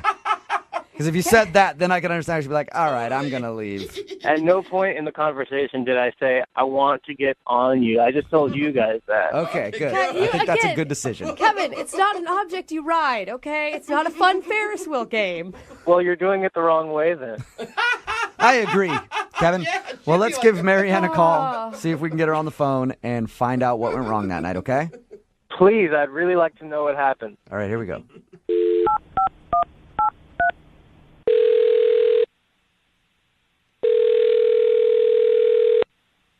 Hello? Hi, I was looking to speak with Marianne. That's me. Hey, Marianne, how are you? My name is Jubal, and I host a radio show called Brooke and Jubal in the Morning. Oh, okay. What's up? What's up? Not much. Hey, Marianne. How are you doing today? Oh, hi. I'm doing well. A little confused, but cool. Any idea why I'm calling you? I'm really hoping I won a big prize. You might have won a big prize. Yeah. I don't really know how tall he is or how much he weighs. He could be big. I have no idea. What does that mean? That means that one of our listeners emailed us because they want to do a second date update with you. What? Do you know what that is? Have you heard the second date update before? I've heard it sometimes on my commute. Okay. I'm now trying to think, who's I on a date with? Well, his name is Kevin. Oh. Rings a bell, it sounds like.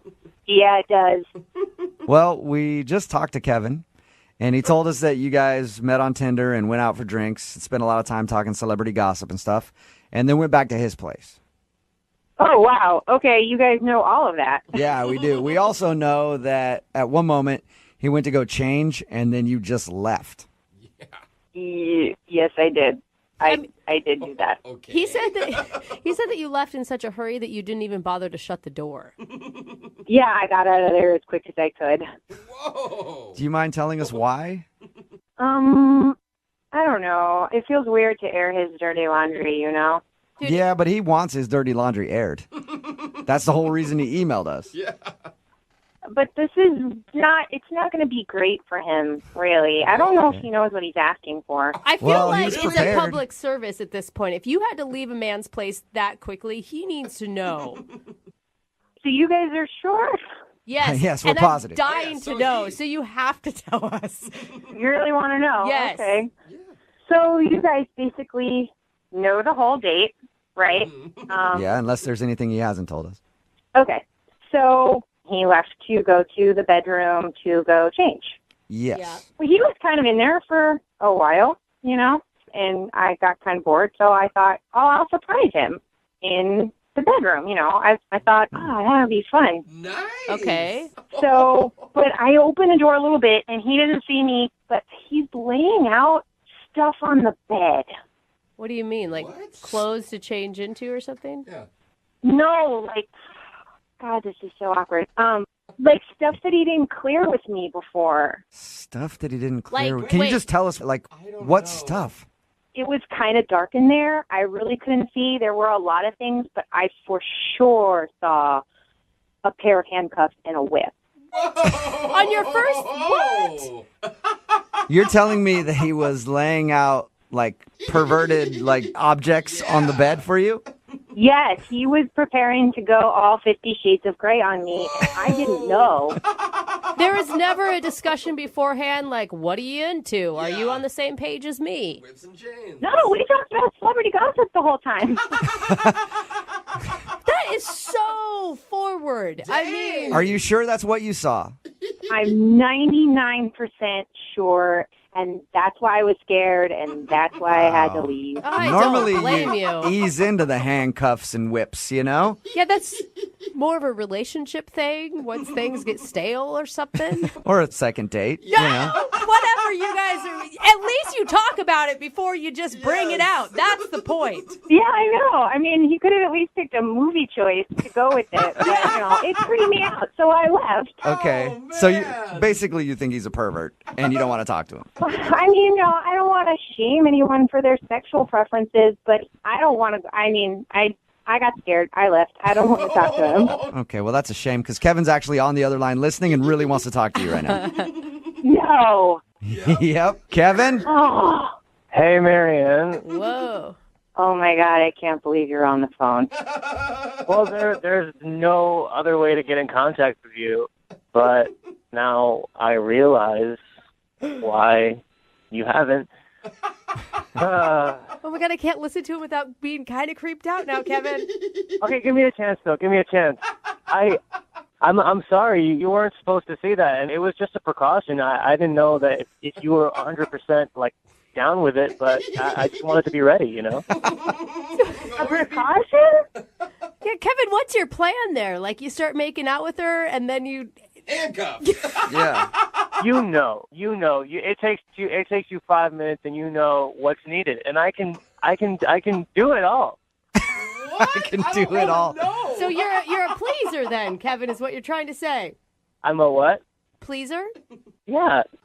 That's all I was trying to do. If that was something that she was into, I would have had her. And if it was the opposite, then I would have had her. Oh my gosh. I would have had you, Marianne. I would have held you if you wanted to be held, and I would have whipped you if you wanted to be whipped. Wow. This is really freaking me out. I'm really glad I ran out of the room. Well, for the record, those handcuffs you saw, they weren't for you.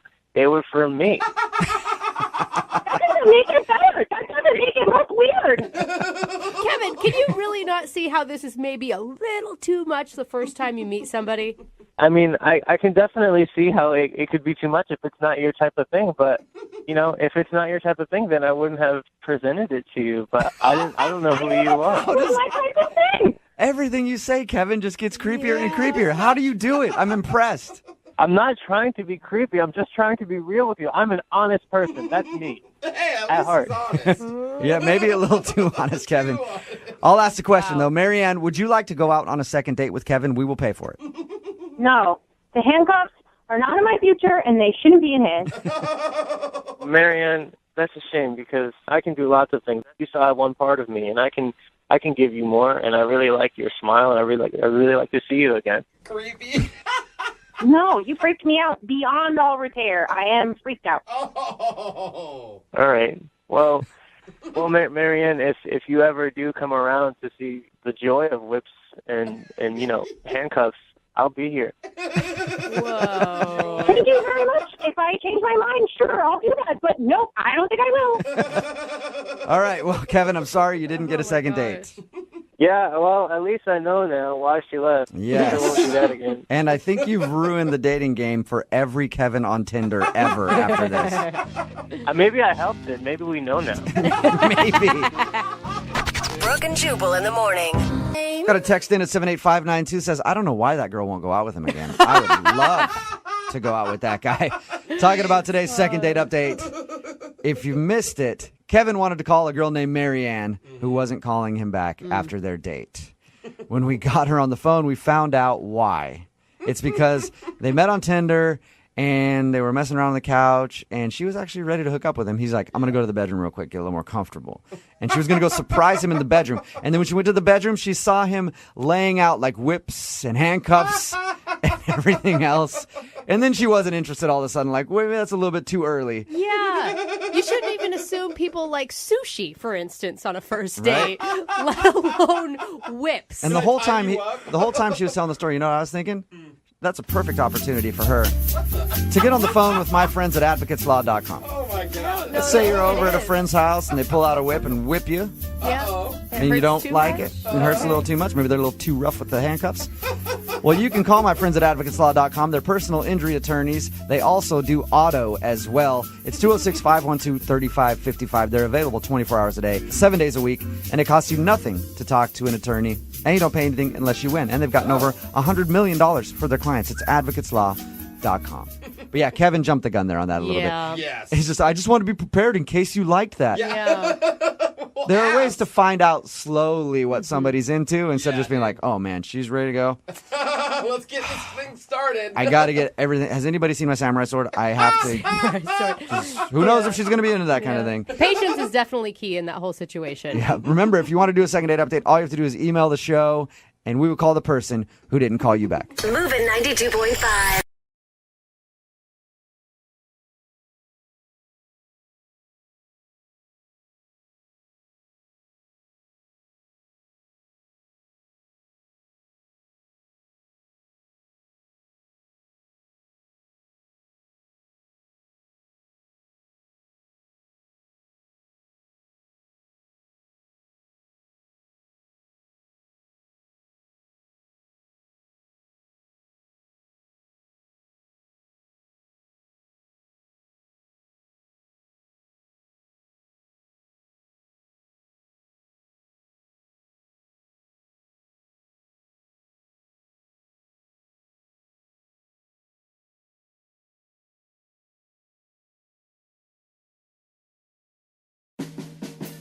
Over the years, we've heard from a lot of listeners who've gotten themselves into a bit of a sticky wicket during their first date. Yes. Yeah, opposed to a dry wicket. Right. Yeah, extra sticky. But the guy who emailed us for help today probably had the stickiest, wickiest, stickiest first date of all time. Oh my God. That means it's a big mess. Yeah. That doesn't sound like a fun cleanup. But he knows it's all his fault. And his name is Warren. And now, Warren, we'll get to your wiki sticky in just a second. But first, tell us about the girl that you want us to call today. What's her name?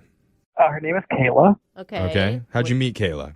Online. Okay. And what attracted you to her? I mean, besides her picture, was there anything else? Oh, yeah, she's wicked smart. Really Wicked? funny. Oh, he's not good with wickets. Yeah. There goes the sticky, right? Oh, no. No. He said wicked. I know, I get it. I know, but he's not laughing. Neither is the audience, so it's okay. All right, that one was Sorry. And Warren, Sorry, Warren. how did you initiate conversation with Kayla? Like, what was your opening line? She was into anime, and so am I. Cool. And I just finished watching Kill La Kill. This is very nerdy. And she said that was one of her favorite animes. Dude, awesome. Wow, dude, actually, that's a good thing, because if you're into Dude. something specific and she's into it Yeah, you too. nerding out together. Yeah, that's a good Double thing. nerd. I love it. I just heard panties all across the nation flap when you said that, Warren. That's amazing. So what did she say to that anime line? Well, she appreciated the fact that I was also a fan and knew what I was talking about. Yeah. And we started talking about other nerdy things that are, everywhere. So, yeah, we hit it off. There's a lot to talk about in that world, too. I mean, I'd love to talk about anime all day, but let's just get to the date. Okay. Yeah, to the date, please. What did you and Kayla decide to do? Okay, well, we decided to go to a Chinese restaurant. Okay. Nice. Okay. I love Chinese food. And how'd that go? What was it like when the moment you saw her for the first time? Well, she is extremely attractive, and it has been a while, obviously, since I've been on a date with the person. So, I was very, very, very nervous. Okay. And how did that show itself, Warren? Well, to try to calm myself, it's probably in retrospect was not a good move, but I took a shot before meeting her to try to calm down. Attaboy. Okay, I thought that was going to be a lot Yeah, worse. What no. you were about to I know, say. but I don't. Well, Warren, you don't sound like a shot guy. Yeah, that's the problem. I'm not a shot guy. I'm not a heavy drinker. Oh. Okay. That was a problem. So you're saying that it was a problem. What happened after you took the shot?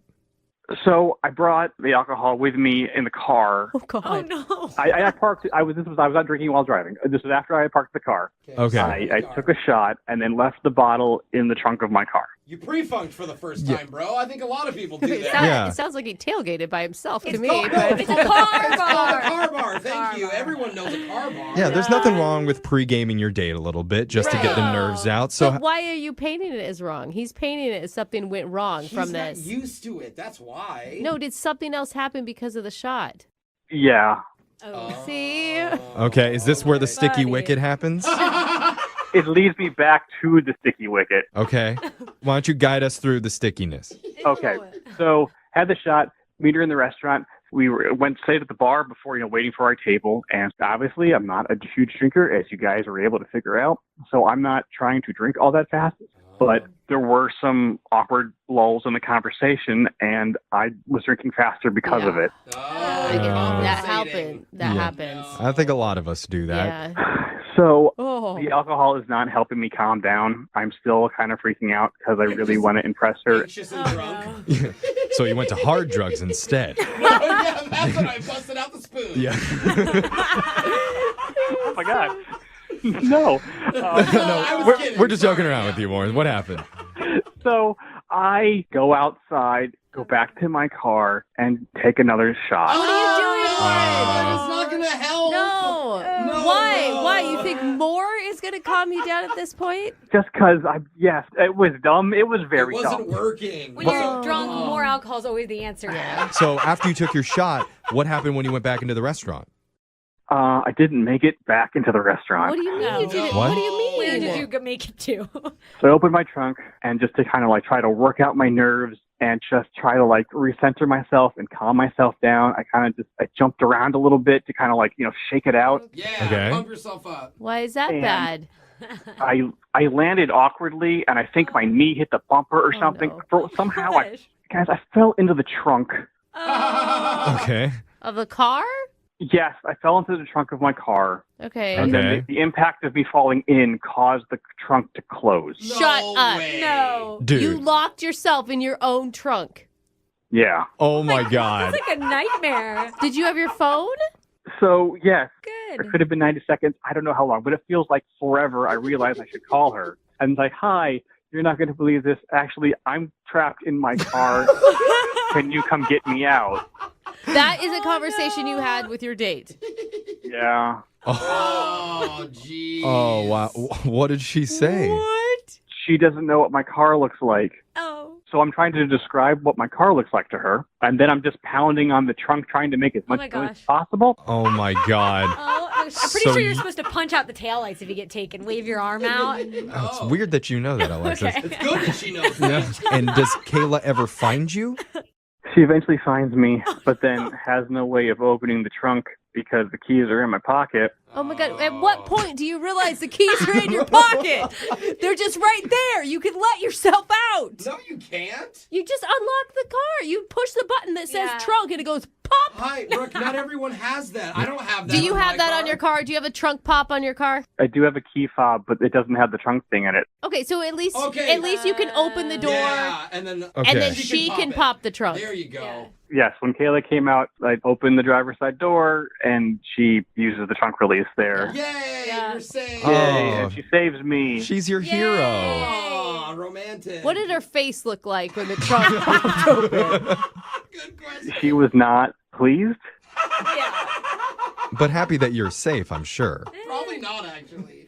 Yeah, I mean, she's really nice, but, like, I could tell that she was like, yeah, I think I'm done. So Bro, Oh, yeah. she opened the trunk, you're drunk in there, and there's a bottle next exactly. to you. It probably reeked too of alcohol. Totally. Like the smell coming out of that thing. The poor guy looks like an alkie, and he doesn't even drink ever. So, and this is coming from you guys saying that. It doesn't Yeah, sound very it good. doesn't. But, so what happened? So she left after that? Yeah, so she left. I stayed around a little bit longer to sober up before I drove home. Good. And then I've called her once and texted her trying to apologize again and hopefully trying to set up a second date or just maybe another first date. Yeah. Yeah. Yeah. You know what? After hearing this story, I'm pretty confident that we can get you a second date. How? What I am too. I think you're a catch. Well, for anything, she's definitely going to remember him. Yes. I got the guy that got drunk and trapped himself in his own trunk. Oh, well, actually, who knows? It could have happened to somebody else. No, I don't think so. Well, let's find out. We're going to play a song. We'll come back. We'll call Kayla for you, and we're going to try and get you a second date. Okay, Warren? Thank you. I appreciate that. All right. Who would have thought that alcohol could ever cause something bad to happen? If you missed the first part of the second date, one of our listeners, Warren, met up with a cute girl at a restaurant. And before the date, to help ease the nerves, he decided to take a shot. And after meeting up with her, he was still so nervous that he went back outside to sneak another shot and accidentally fell and locked himself in the trunk of his own car. He's not a normal drinker. No. So, So he called Kayla to come rescue him, which she did, but then afterwards promptly left. And now Warren needs our help. But before we get into this, Warren, I just want to say thank you for sharing your story with us. Because I don't think there's a lot of people who would be willing to come on the radio and say something like this on such a public forum. So we really appreciate you. yeah. Yeah, I've been kind of thinking about that. I'm thinking maybe I made a mistake. Okay. And also, maybe never take a shot of alcohol ever again. Or call a radio station Yeah. and get some help Buddy, with it. You make poor decisions. Yeah, Yeah. I do. Hey, Yeah. At least you no own one, it. No one can see you, though. So that's something. I guess. You saying he's still in the trunk? Oh, yeah. man. Well, I mean, I think you just need to go into this confident because you do know what went wrong. Yeah, So you can you only have go up. that going for Yeah. you. Yes, my hope here is that at the end of the day, this is a funny story that we can talk about and laugh about in the future. There we And go. we're here to Yes. make it better. Jeff Okay. will make everything okay. He always does. We'll not just always. explain to her you don't always have a problem like this. Yeah, that's going to be a big part Yeah. of this. all right. Let's give it a try. We're going to dial Kayla's phone number and try and get you a second date. You ready? As I'll ever be. All right, man. Here we go.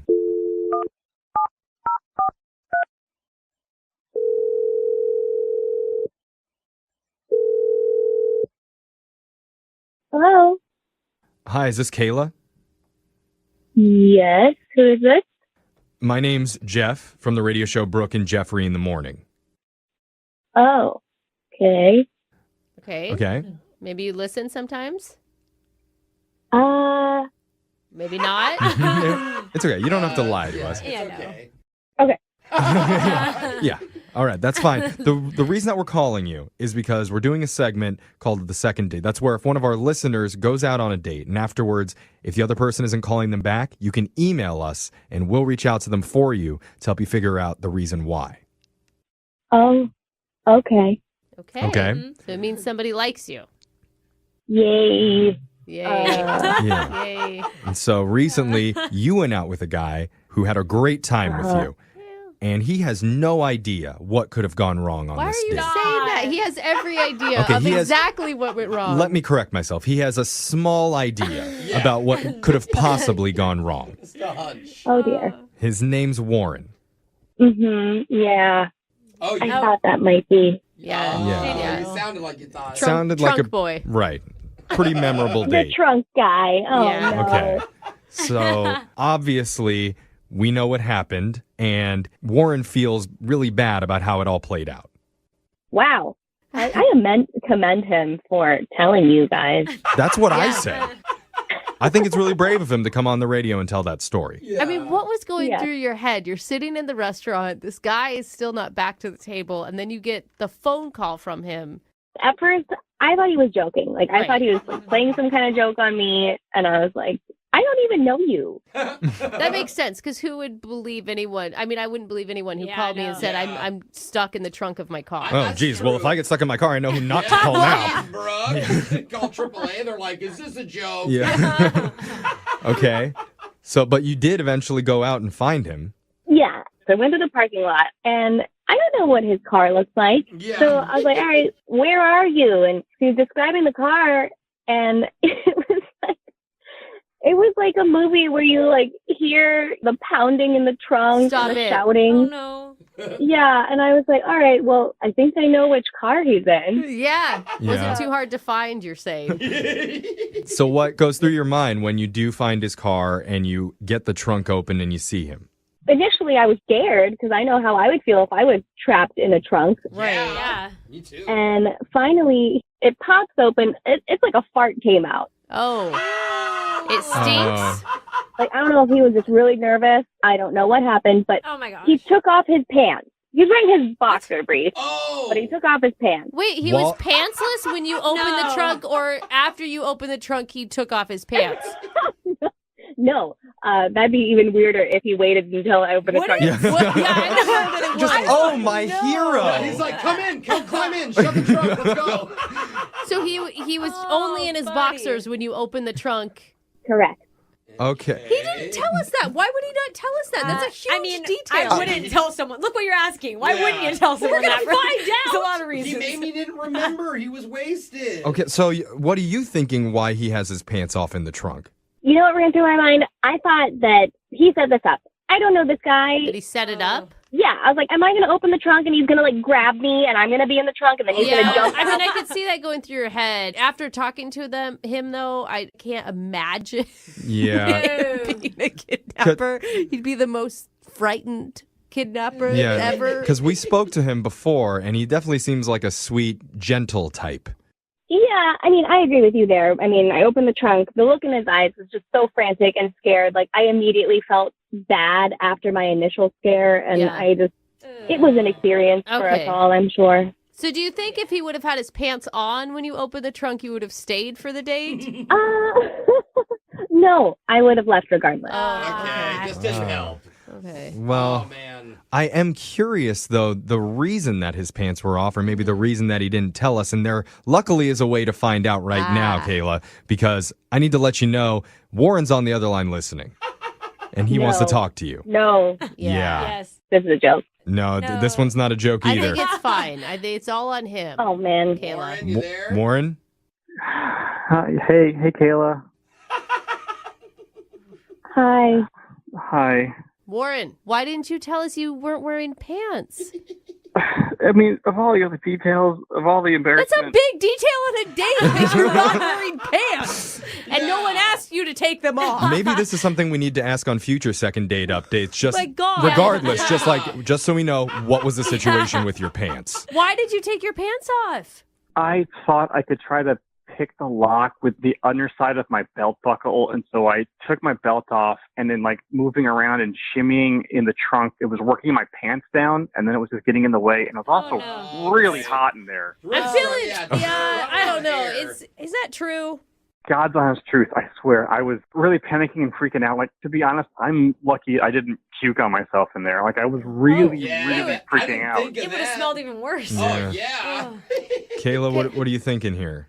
I just feel so terrible for Warren's experience. We're doing a lot of talking right now. Warren, this is your chance to show that you're not the creepy guy that's trying to kidnap people from the trunk of your car. Kayla, I'm very, very sorry that I made a lot of mistakes on our first date, and I hope you know the reason why I made all of those mistakes was that I felt something for you that I hadn't felt in a long time.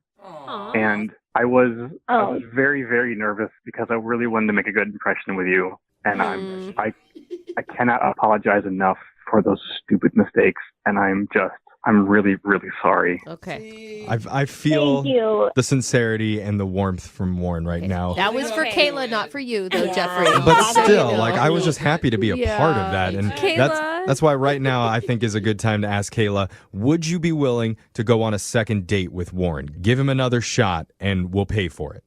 I honestly think he's a good guy. You're still laughing. I agree. I think he's a good guy, too. Warren, what if we went for a walk?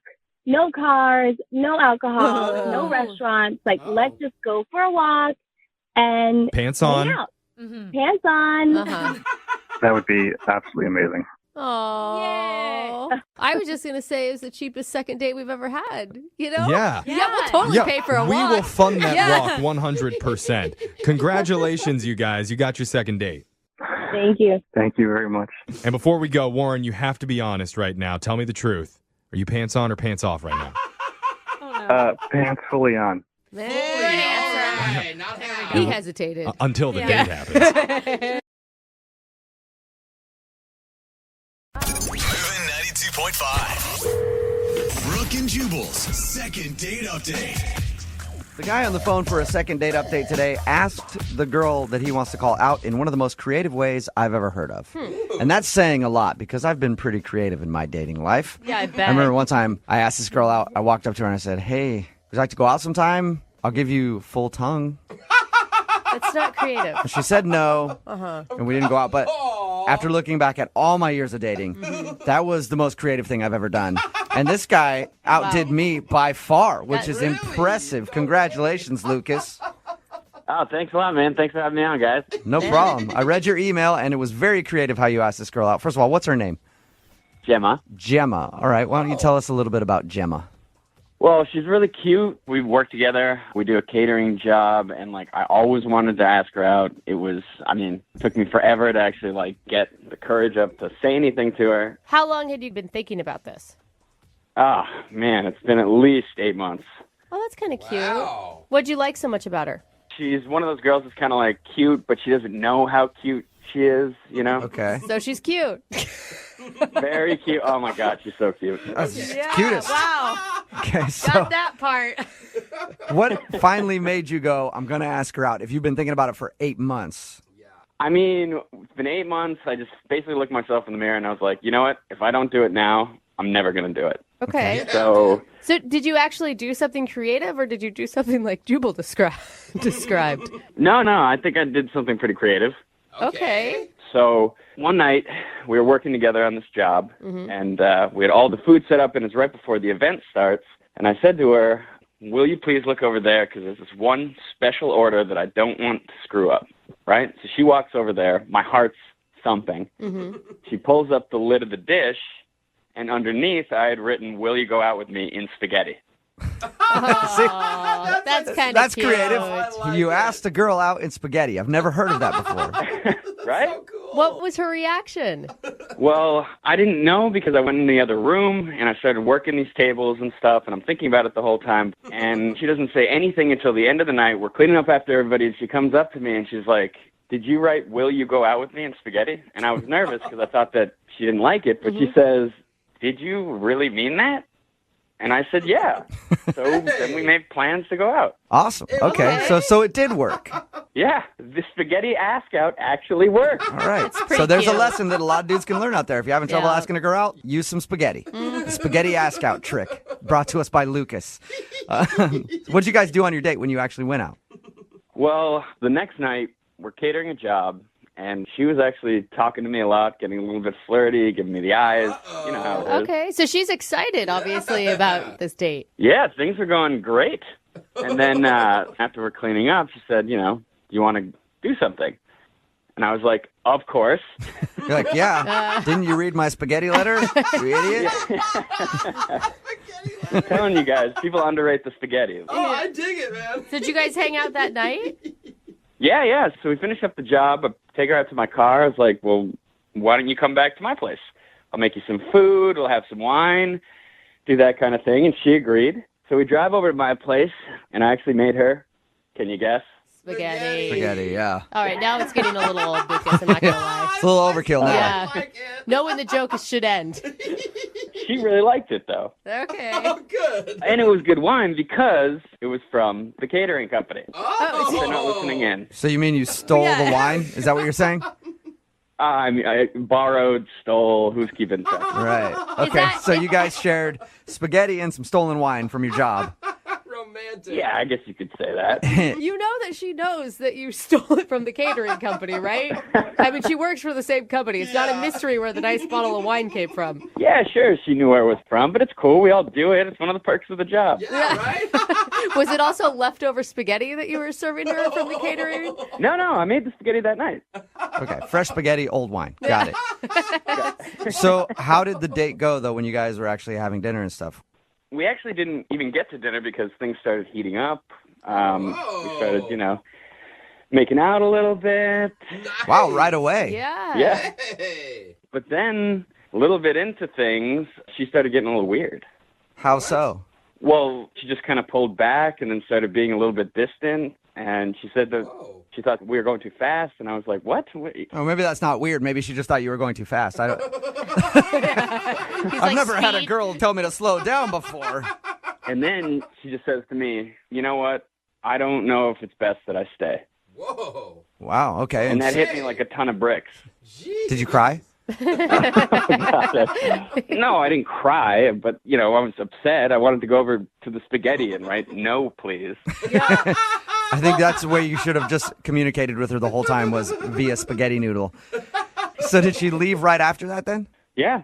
We work at the same place. We do all these same jobs together, and it's been incredibly weird. There's this weird vibe going on, and I don't know what to do. I actually feel bad for you. Like 8 months, you're building this night up in your head. It's finally going exactly how you imagined it to, and then everything is apparently fallen apart. Thank you. Have you tried to talk to her about this? I've tried. I mean, I try and talk to her at the job. She just walks into the next room. I'm texting her. I'm calling her. And she never responds to anything. And you were respectful when she said she wanted to slow down. You said, "Yeah, that's fine. That's cool. We can do that." Yeah, and I was totally cool with that. I thought, maybe we are taking things too fast. All right, well, we'll play a song, come back, call her, and get your second date update, okay? All right, thanks a lot, you guys. Yeah, man, hang on. Moving 92.5. Brooke and Jubal in the mornings. Second date update. If you're just joining us for today's second date update, Lucas is on the phone, and he wants to call a girl named Gemma today. They actually started making out 20 minutes in to their first date. Yeah, get it. But now she's not calling him back, and he doesn't know why. And he asked her out in one of the most creative ways I've ever heard. He asked her out with a plate of pasta. Yes. They both work at a catering company, and one night when they were working together, he spelled out, "Will you go out with me?" in spaghetti. And she eventually said yes. But now, like I said, she's not answering any of his phone calls, and she's kind of ignoring him at work. Lucas, what I think you need to do is go beyond words now at this point. What do you mean by that? Well, the pasta thing worked so good for you, right? You got a date. Yeah. I think you should do it again. But this time, don't spell anything out. Just get a hot dog and a bun. And maybe a couple of meatballs and place them all appropriately on a plate and show that to her. And she might be down to go out with you again after that. You know, I should have called you before the first time. Yeah, See? no kidding. I got all the tricks, man. I got all the tricks. Yeah. Especially since she said that she thought that they were moving too fast. That's not too fast at all, Jubal. We'll call her right now and see if we can figure out why she's not calling you back, okay? Okay. All right, here we go.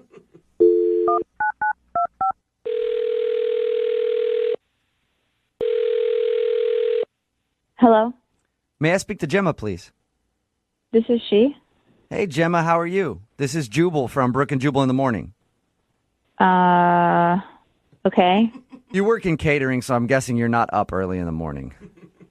Well, how do you know that I work in catering? I kind of know a lot more than you think I know about you, Gemma.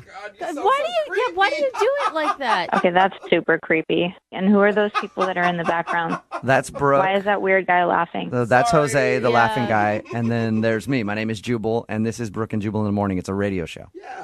Why are you guys calling me? She's like, Well- and that doesn't make it any better. I'm calling you because you went out on a date with a guy who listens to our show, and he emailed us and asked if we could get you on the phone. Wow. Okay. The guy that wanted us to call you today, his name is Lucas. Oh, God. And I know you know who Lucas is because you guys work together. Yes. I'm trying to change jobs. What? You're trying to change jobs to avoid Lucas? Yeah. That is really intense. Why? Because it's just a little too awkward for me. All right, well, what is so awkward? I mean, he told us a little bit about your date. He told us that you guys went out one night after work and went back to his place to eat, and you drank a little bit. He told us that you guys started making out at a certain point. He's telling you that we made out? Why is he telling people about our date so explicitly? He didn't. Well, he didn't give us any like crazy details. He just said that you guys were making out at a certain point. You stopped and said that you wanted to go, and then you left and haven't talked to him since. I will say he was completely respectful of you, and he was so excited. I mean, it sounds like he's had a crush on you for months and months and was so looking forward to this night. Well, I was like so uncomfortable. I don't know. Yes, he was obviously very excited and very inexperienced. Excited and inexperienced. Wait, that's You mean a like, different word. was he a bad kisser, or I'm kind of scared to ask you what you mean by he was so excited. It's actually just everything. Everything possible just seemed like he's never been with a woman before ever in his life. The date started with me going at his door, and he shook my hand when he saw me. I've known this guy for 8 months, and he shook my hand. Oh, come on. And I was like, okay, maybe he's being a little bit charming. Maybe he's trying to be sweet. I'll let it fly.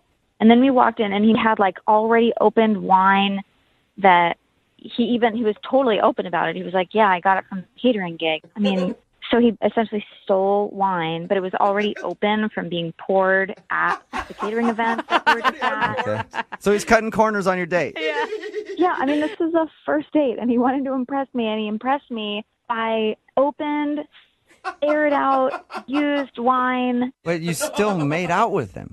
Well, because I thought, okay, well, maybe he's being really sweet and charming. Maybe he's really nervous. But then he started to ask me permission to do everything. And when I say everything, I mean he was like, is it okay if I sit next to you? Yes. Is it okay if I touch your hand like this? Can I just put my hand on your hand? Weird. Oh, that's weird. I mean, everything. So imagine, like, can I kiss you right now?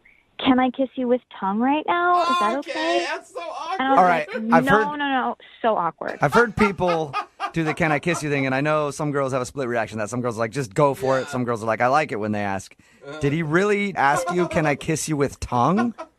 Yes. Oh my God. Wow. Can I use my tongue? Did you just Can I use my tongue? Was that the final question that made you stop saying yes? The final question, which was the total, I mean, it should have been, can I kiss you with tongue? But it was, Can I grab your boobs? Okay. Like, quote unquote, grab your boobs. Can I grab your boobs?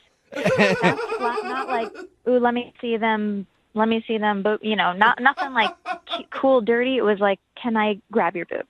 Grab your boobs. Wait a minute. And then I just had to dip out.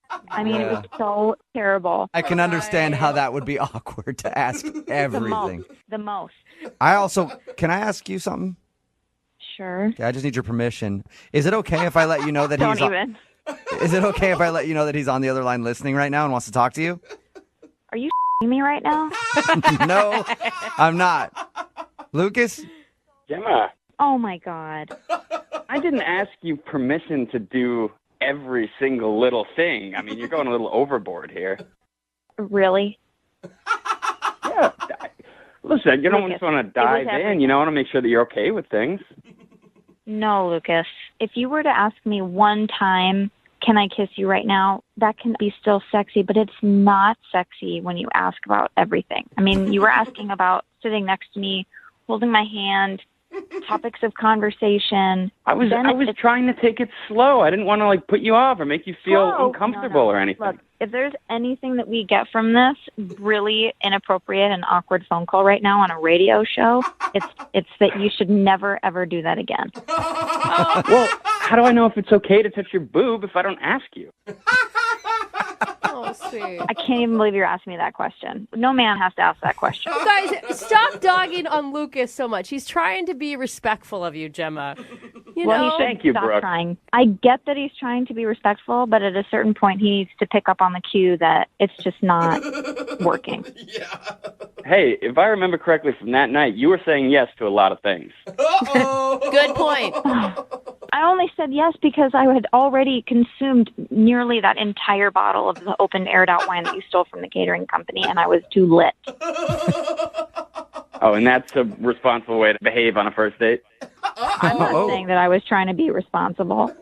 That's not my problem. I'm not the one calling into a radio show. Gemma, he You could have at least returned my calls. No, it would have been too awkward. I wasn't prepared to talk to you.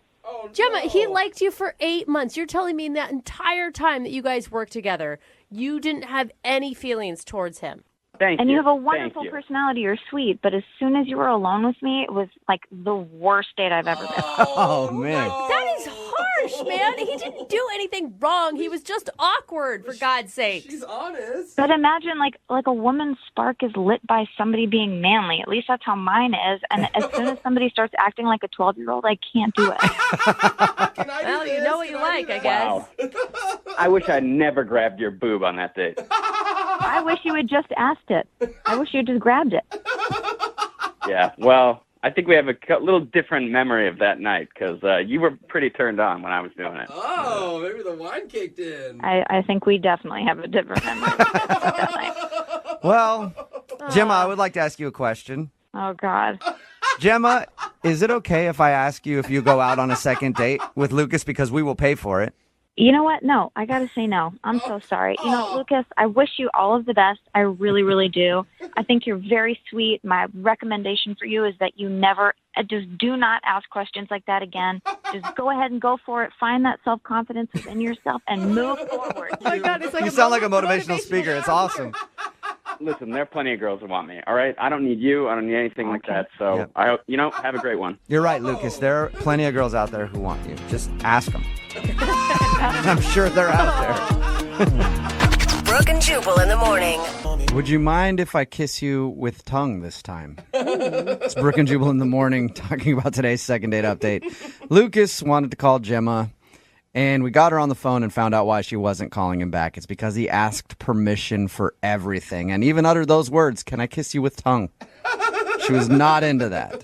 Oh, I think his intentions were good. You know, the way he did it, not so smooth. Yeah, I think it's but- okay to get consent and make sure things are cool, but there's a point when you just kind of have to know that things are okay. Yeah, when they're kissing you back. Yeah, when they're kissing you back, like at that point, you can kind of test the limit, and they're like, "Hey, don't put your hand there. You take your hand away." Yes. But you don't want to ask for everything, and he did that, and they decided not to go out again. Can you imagine how bad that'd be? It would ruin the mood every time. Every single time, Like, yeah. can I take off your top? Yeah. Can I take off your pants? It's kind of like a game of Simon Says at some point, right? Remember, if you want to do a second date update, all you have to do is email the show, and we will call the person who didn't call you back. Just 5 minutes away from your shot at the phrase that pays. Moving 92.5.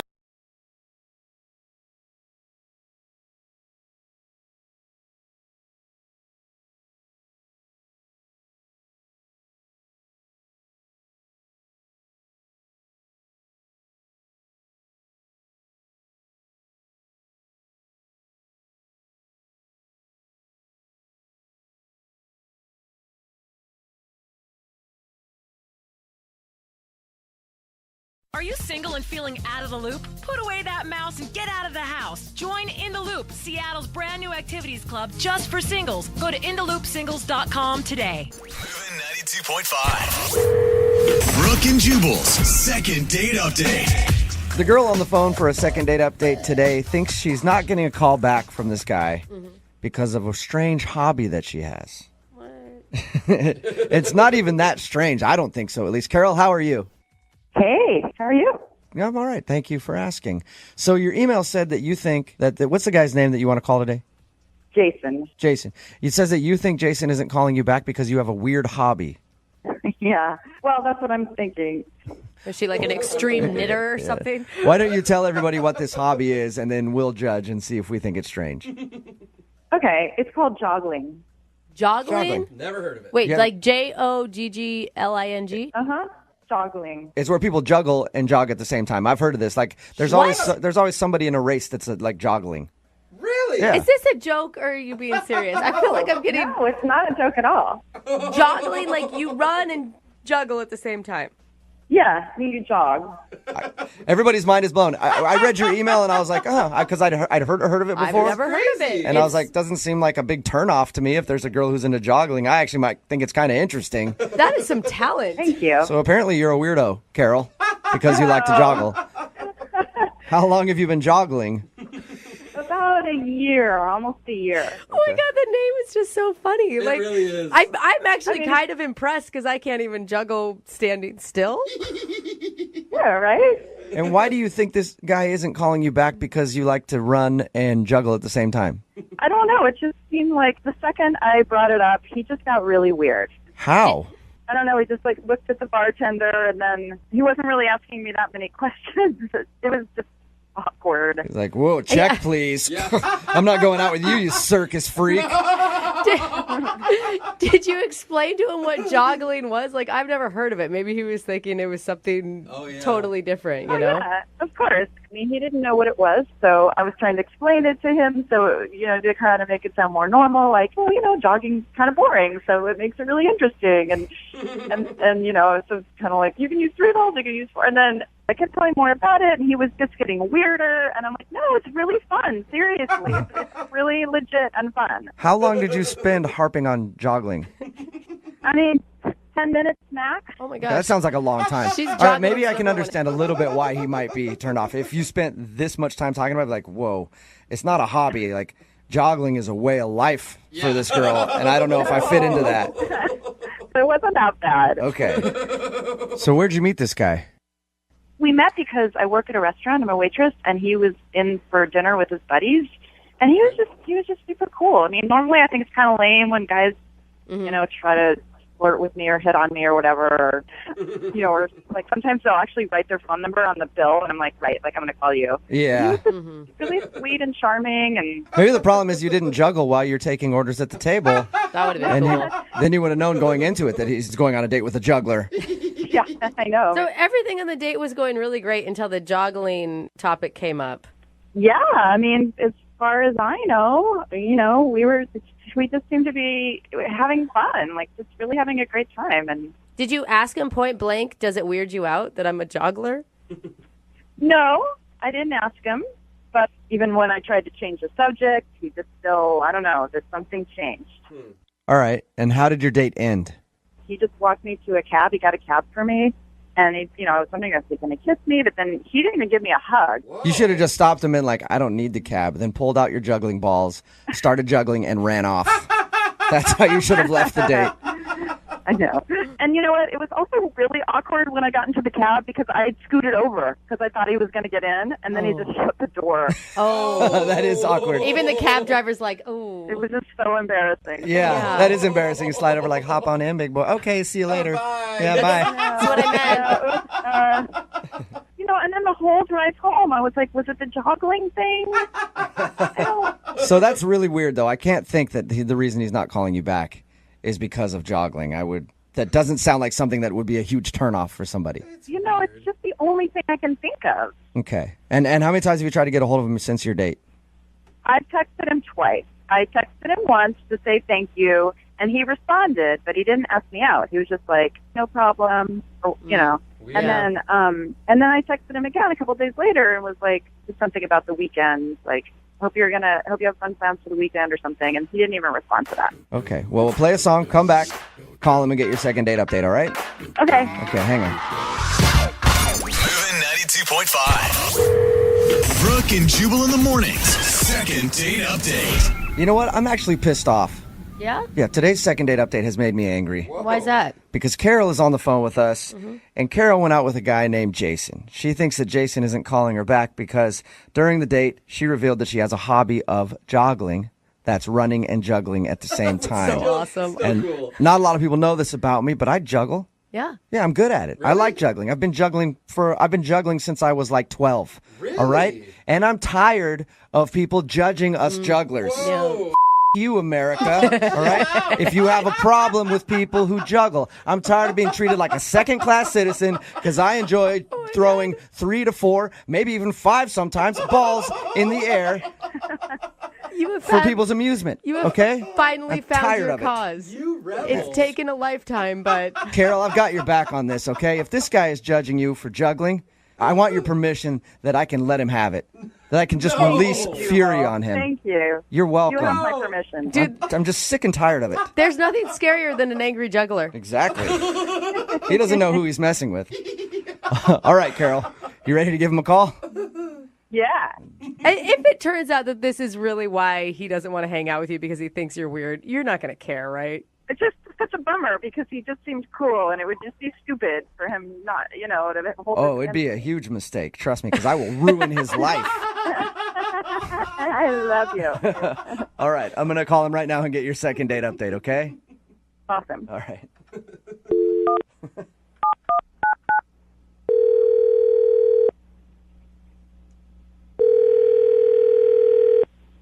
Hello? Hi, can I speak to Jason, please? This is Jason. Hey, Jason, how are you? This is Jubal from Brooke and Jubal in the morning. Okay. Hi. Hi. How are you? I'm good. Have you ever heard of us? No. Okay, cool. That's all right. Well, the reason I'm calling you today is one of our listeners sent us an email about you. Her name is Carol, and you recently went out on a date with Carol. Yeah. Yeah, it's a segment we do on our show called the Second Date Update. It's where if you go out with someone and then you end up not calling them back after your date, they email us to see if we can get you on the phone and ask if something went wrong. So Carol wants to know why you're not calling her back. So she emailed you about our date? Yeah, we talked to her a little bit about it. She said that everything seemed to be going well. Wait, she told you about it? Yeah, she did. She said everything was going fine until she brought up the fact that one of her hobbies is running and juggling at the same time, something called joggling. She said after she told you that, you seemed cold and distant and like you didn't want to talk to her anymore. Well, yeah. I mean, it was... So the juggling turned you off? No. It was kind of cute at first. Mm-hmm. She's a cute girl, and she's like, yeah, I like to run and juggle, and I was like, well, that's cool. And then, she kept talking about it. Okay. And, I don't know, it just sort of got weird. How did it get weird? I don't understand what is so weird about her liking to run and juggle. I understand it's not something that everybody does, but... We kept talking about it, and that conversation just launched into this whole new weird conversation that she started talking about stuff. And a new weird conversation about what? Well, she asked if I wanted to, do it with her, the juggling thing. Okay. And she asked if I wanted to be her like her joggling husband at one point. So was Joggling husband? Yeah. Was it just the word husband that threw you off at that point? Well, I mean, I don't want to really be anybody's husband on a first date. I mean, I get it. Do you feel like she was seeing you guys in the future as husband and wife joggling together or something? No, I don't think she wanted me to be like her husband or something, but she started talking about other husbands that she has. What do you mean other? What She's do you mean married? Other husbands. No, she's not married, but she has other husbands that she has. She has like a gym husband, and she has a movie husband and a wedding husband. And Okay. She's one of those people. Like, I have my work hubby. That kind of thing? Okay. But don't you think? I mean, she's just replacing the word friend with husband at that point. Like she thinks it's fun. Yeah, that's basically what she's doing, except she has like 10 husbands. It's weird. It's kind of weird to call everybody your husband. I'll agree with you on that. She was just so adamant about it. She just wanted me to be her joggling husband. She like kept saying that a couple times, and then she kept saying, "It's not a big deal. I have other husbands. It's just like that." And I don't know. It was weird. I didn't want to just be like another husband in her life. Another husband. She's got too many husbands. Gosh, the girl has problems. So why not just tell her when she texted you, like, hey, I'm not interested. I don't want to see you again. It didn't seem like she would take that for an answer. Okay, so now you're her disappearing husband. Yeah, basically, I guess. All right. Well, thank you at least for telling us why you're not calling her back. I appreciate that. Yeah, sure. I think you should also tell her, though. No, I don't think so. I think I could just move on from this. Oh, okay. Well, then I probably shouldn't tell you that she's actually on the other line listening and would love to talk to you. What? Yep. Carol, you there? Yeah. Hey, Jason. Hi. Can I just say something? Okay. First of all, Jubal, thank you. First of all, I have never had a guy say, "Why didn't you just tell her you weren't interested instead of just not answering her?" That's super cool. Yeah, you're welcome. And P.S. Brooke is totally right. It's just a phrase. It's just like, like, oh, that's my work husband. Like, it's just a joke. Like, it's just cultural. It's not weird. No, actually, it's not cultural. I've never heard anybody refer to everyone in their life as their husband. Jason, it's a normal thing. So if I was like, hey, after I'm done with this date, I'm going to go hang out with my movie wife, you wouldn't have thought that was weird? No, I think it's more open. And by the way, joggling is getting pretty hot. I mean, it's super cool. Come out with me and we'll joggle for 90 minutes. You will love it. I don't want to joggle for 90 minutes. It sounds crazy, okay? No thanks. Carol, I mean, though, I want to be on your side on this one, but I just think it's kind of weird to just even bring up the word husband, period, on a first date. Thank you. It's a pretty intense word. For me, it's the opposite. It's like making that word super casual. Yeah, but you have 10 of them, okay? As long as you have, like, a guy friend that you're talking about. You like, it sounds like every guy you ever meet, you decide is your husband. Oh, my God. That's not true. If you already had a joggling husband, what would I have been? I don't know. Maybe I don't even want you to be my juggling husband anymore. Well, don't you think it's a little weird you, like, call the radio station to try to get a second date with me? It's not that weird. I'm her radio husband, so it's fine. Jason, would you like to go out on a second date with Carol? We will pay for it. No. No, okay. Oh, that was quick. All right, you're missing out. No, I prefer to date girls who don't have a husband already. I guess that makes sense. Brooke and Jubal in the morning.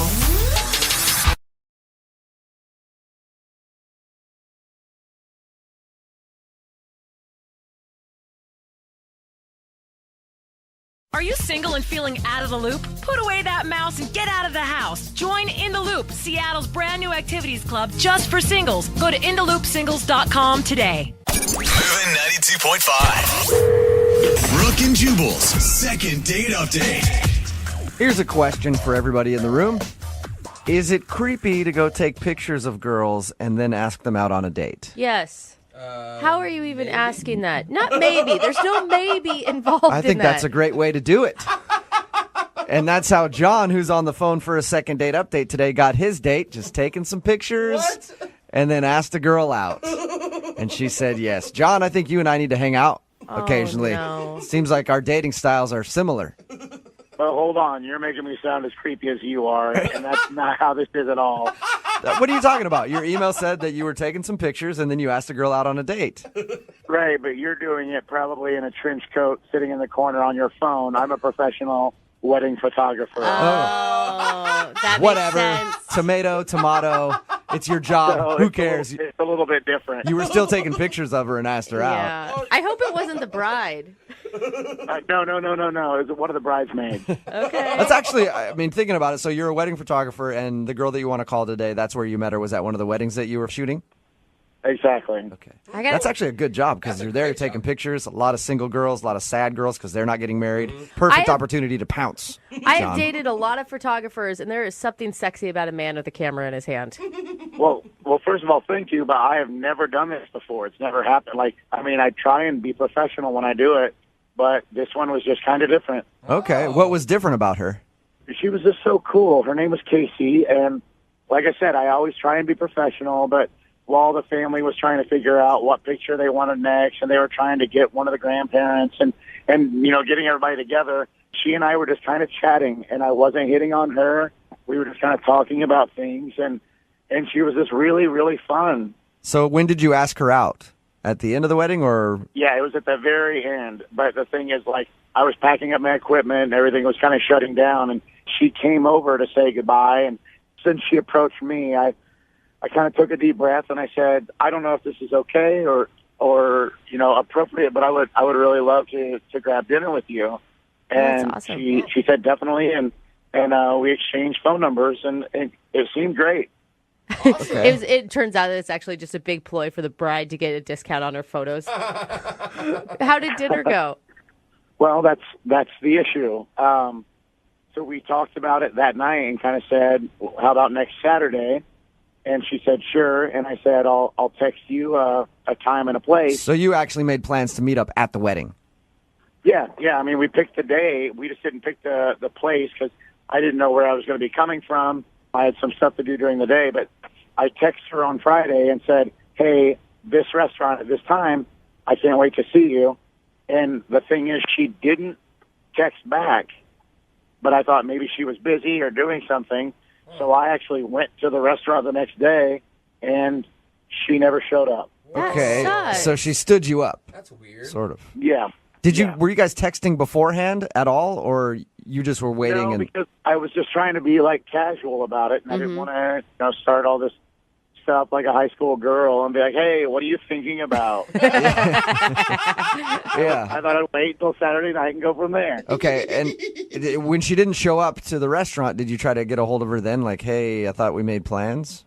Well, no, because I didn't want her to ask me if I actually showed up. Oh, so you didn't want her to know that you showed up and waited for her like a little puppy dog. Exactly. Have you tried to contact her at all since then? No. Nothing. No, because like I said, if I don't know how to lead in with anything other than, hey, what happened on Saturday? Are you sure you had a date with her? Yeah, I'm positive. I am positive. We exchanged numbers, and we definitely had plans. She said she would meet me there. I mean, by the end of the wedding, I've been a bridesmaid many times. I wouldn't have ever called myself sober at the end of the night. Was she just maybe too wasted and she didn't remember? I don't think so, because I even thought about that, but she seemed fine. There were some other people there that didn't seem fine, but I think she was okay. For her to approach you at the end of the wedding and then start up a conversation sounds like she actually liked you. Yeah, it's weird that she's just blowing you off and hasn't said anything to you at all. Exactly. That's what I don't understand. Okay. So is it going to be strange when we call her? Are you going to want to admit that you waited at the restaurant? Is it going to be strange? Absolutely. But I listen to you guys all the time, and I'm like, you know what? If it's going to be weird, I'm at least going to let my friends help me out. Yeah. Okay. If it's going to be weird, you might as well do it here. It can't be weirder than some of the stuff that we've heard. Yeah. All right, well, we're going to play a song. But if I can request, I think Brooke should do most of the talking because it'll be a lot more smooth that way. Girl to girl. No offense. I'm just saying. All right, well, we're going to play a song, come back, call her, and get your second date update, okay? Thanks so much, guys. All right, hang on. Moving 92.5. Brooke and Jubal in the mornings. Second date update. If you're just joining us for the second date update, John is on the phone. He's a wedding photographer. Was taking some pictures at a wedding, ended up striking up a conversation with a beautiful young bridesmaid named Casey. They agreed to go out the next week, and then the night before he was like, hey, we still meeting up at the restaurant? Didn't hear anything back. So he actually decided to show up to the restaurant that they agreed to go to, and she never showed. Hasn't heard anything from her since. Hey, John. Hey, while I got you on the phone, real quick, I want to book you for a gig, since I know you do this kind of stuff. I'm going to be doing a shoot in my bedroom at around 3 o'clock this afternoon. I want to see if you might come take pictures of that. You probably do that kind of work all the time, right? Not for people like you. Even photographers have to have standards. It'll be great. It'll be just me and you, and then I'll pay you by the minute because I'm not sure how long it's going to take me. All right, man. We're about to call Casey. You ready? Any last thoughts before we dial her phone number? No. I'm just nervous. I mean, this is the first time you've ever hit on somebody at a wedding. Yeah. All right, here we go. I'll dial the phone number right now.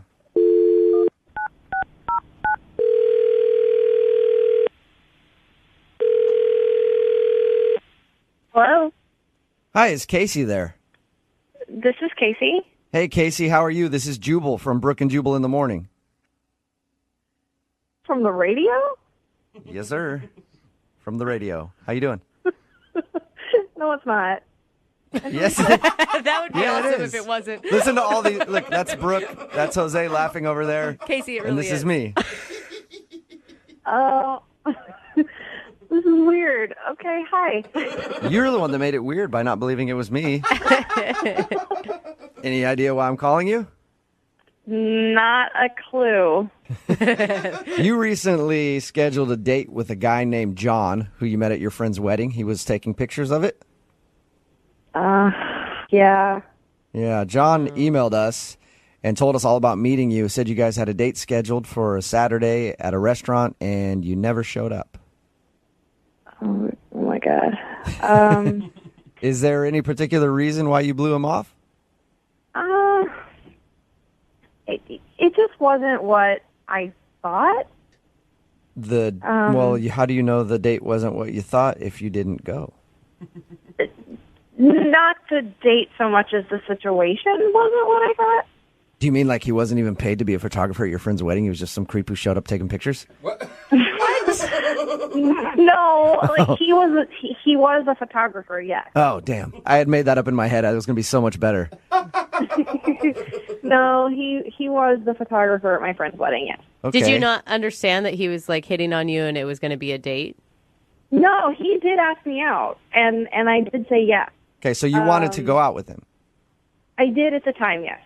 What happened between you guys agreeing to go out and then the actual day for your guys' date?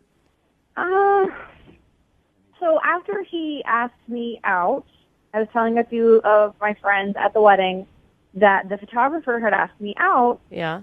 And that I had said that I would go. And one of the bridesmaids said, "Are you serious?" Because he asked me out too. Shut up. So he asked one of the other bridesmaids out as well? Yeah. So did you get the vibe that he was just, that's what he does, takes pictures and asks girls out? Well, that's what I was wondering at that point. And I mean, like, if he's, a photographer at weddings all the time, is this just what he does? Did your friend go out with him? I actually don't know what happened with him. As soon as she told me that he had asked her out, I got a weird vibe, and I was done. So, so he's just running around the wedding asking every girl he possibly can out on a date. I mean, that's what it seems like, yeah. We talked to him about meeting you, and he said that he never hits on girls at weddings. He made it a point to say that. Yeah. Well, he's obviously a liar. And you sure this girl's telling you the truth? I don't think that she would have any reason to lie. Yeah, I think she was telling the truth. So I didn't want to go out with him after that because it's just that's creepy. Yeah. Okay. I'd understand that. That turned me off too. Yeah, So you didn't show up for your date because you feel like John was a creep. Yeah. Perfect. This is when I should tell you that John, the creepy photographer guy, is actually on the other line listening to this conversation. Are you serious? Yes, I am. But hold on. I wanted to try and jump in when I heard you say I was talking to another bridesmaid. Like, I don't know if my phone wasn't on or whatever, but like, I don't know what you're talking about. I didn't ask anybody else out. Why would someone make that up then? Why would someone tell me that? I have no idea. I didn't even talk to that many people. Like, and you said another one of the bridesmaids? Yeah, Allison. Is she the one that said she's a waitress? Yes. Okay, listen. She said where she worked, and I said, I've heard of that place. That's all I said. I don't know if she thinks that means a date. I was just making small talk because I'm at a wedding for 3 hours. Are you lying or are you being serious right now, John? No, I promise you, it was just conversation. You know, we're just standing there. Yeah, but why would she say specifically that you asked her out? Like, I know her. Like, she doesn't, like, misunderstand things like that. Okay, the only thing I can think of is this. I said, if I go there, I can have a drink. But I did not say, we will have a drink. Like, we implies that we will be together. Hey, Casey. Sometimes it's sad and I drink by myself. Casey, let me ask you this. Your friend, there are girls like this, there are guys like this too, that whenever somebody of the opposite sex talks to them and asks them anything about what they do, they're like, oh my God, he's hitting on me. Is she one of those type of girls, or is John a pervert? She's not. That's so weird. So, John, do you have her phone number? Like, could you call the Allison girl right now? No, I don't know her last name. Honestly, I didn't even remember who she was until you said her name. Do you believe him, Casey? I don't know. But did you have a good time when we were talking? Did I have a good time when we were talking? Yeah. Yeah, sure. It was a nice conversation, of course. I wouldn't have said yes to the date if I didn't have a good time when we were talking. Did all the other girls that you were talking to have a good time too, John? Exactly. Right? Didn't I say Brooke was supposed to do all the Casey, would you like to go on a second date with John? We will pay for it. I think I want to check in with Allison and talk to her about this before I say yes. I don't think that's a bad idea. John, are you okay with that? If Casey checks in with her friend to make sure that you're not being a pervert? I'm not okay with you calling me a perv again and again. But yeah, I think I'm okay with her talking to Allison. I just hope Allison like is honest with her and remembers the truth. Remembers the. So you're already setting it up to call Allison a liar. Yeah. You realize that, John? No, I just like I said. I mean, people at wedding receptions drink, and I think she might have saw something that wasn't there. But like I said, now it sounds like you're backpedaling. It sounds like you're backpedaling so hard. Like if she tells the truth, no, she's not drunk. I don't have her phone number. Like I didn't try and like establish more communication. That's where I'm at. Okay. Good point. Okay, that's a no for me.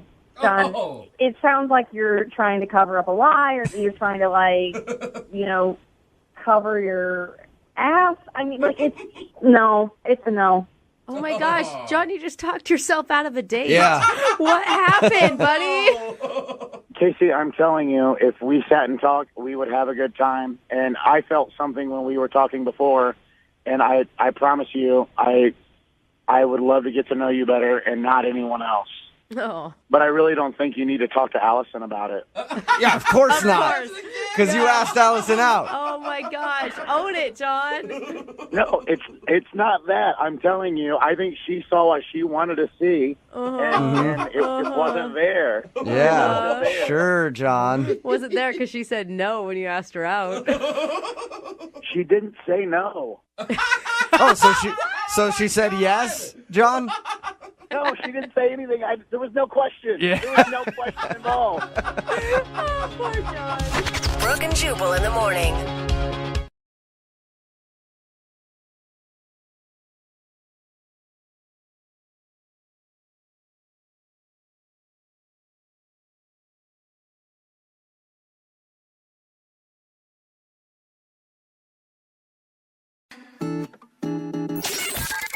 It's awkward. It's Tuesday. It's Brooke and Jubal's Awkward Tuesday phone call. Pretty much everybody knows that when it comes to weddings, it's all about what the bride wants. Oh, yeah. Sure, when you're planning, the dude can be there to occasionally be like, yeah, that's cool. That's what I was thinking too. Really, doesn't matter though.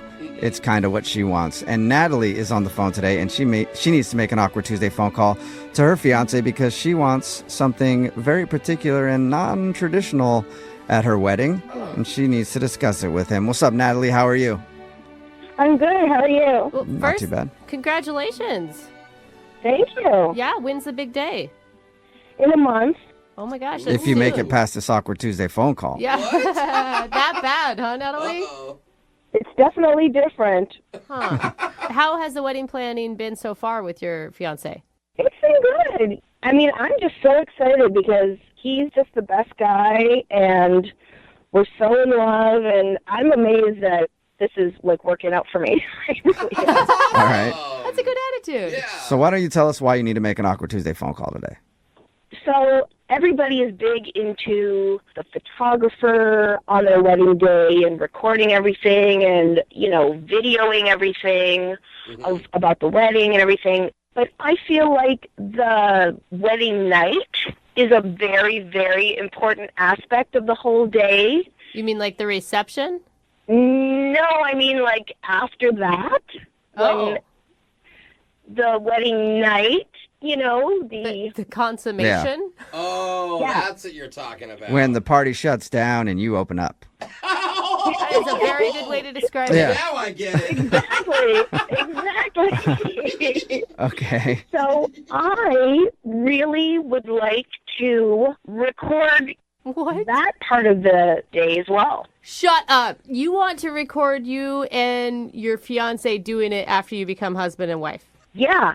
I've talked to a photographer about it, and he's open to the idea. It's just going to be an extra $500, which I can do. That's all? $500? That's expensive. We're already paying for the whole wedding, so he's giving us a deal. Yeah, because he's going to sell it on the backside Yeah. and make some cash off of it. I guess it's better he's not doing it for free. He's like, absolutely. I've been waiting for somebody to ask me that for years now.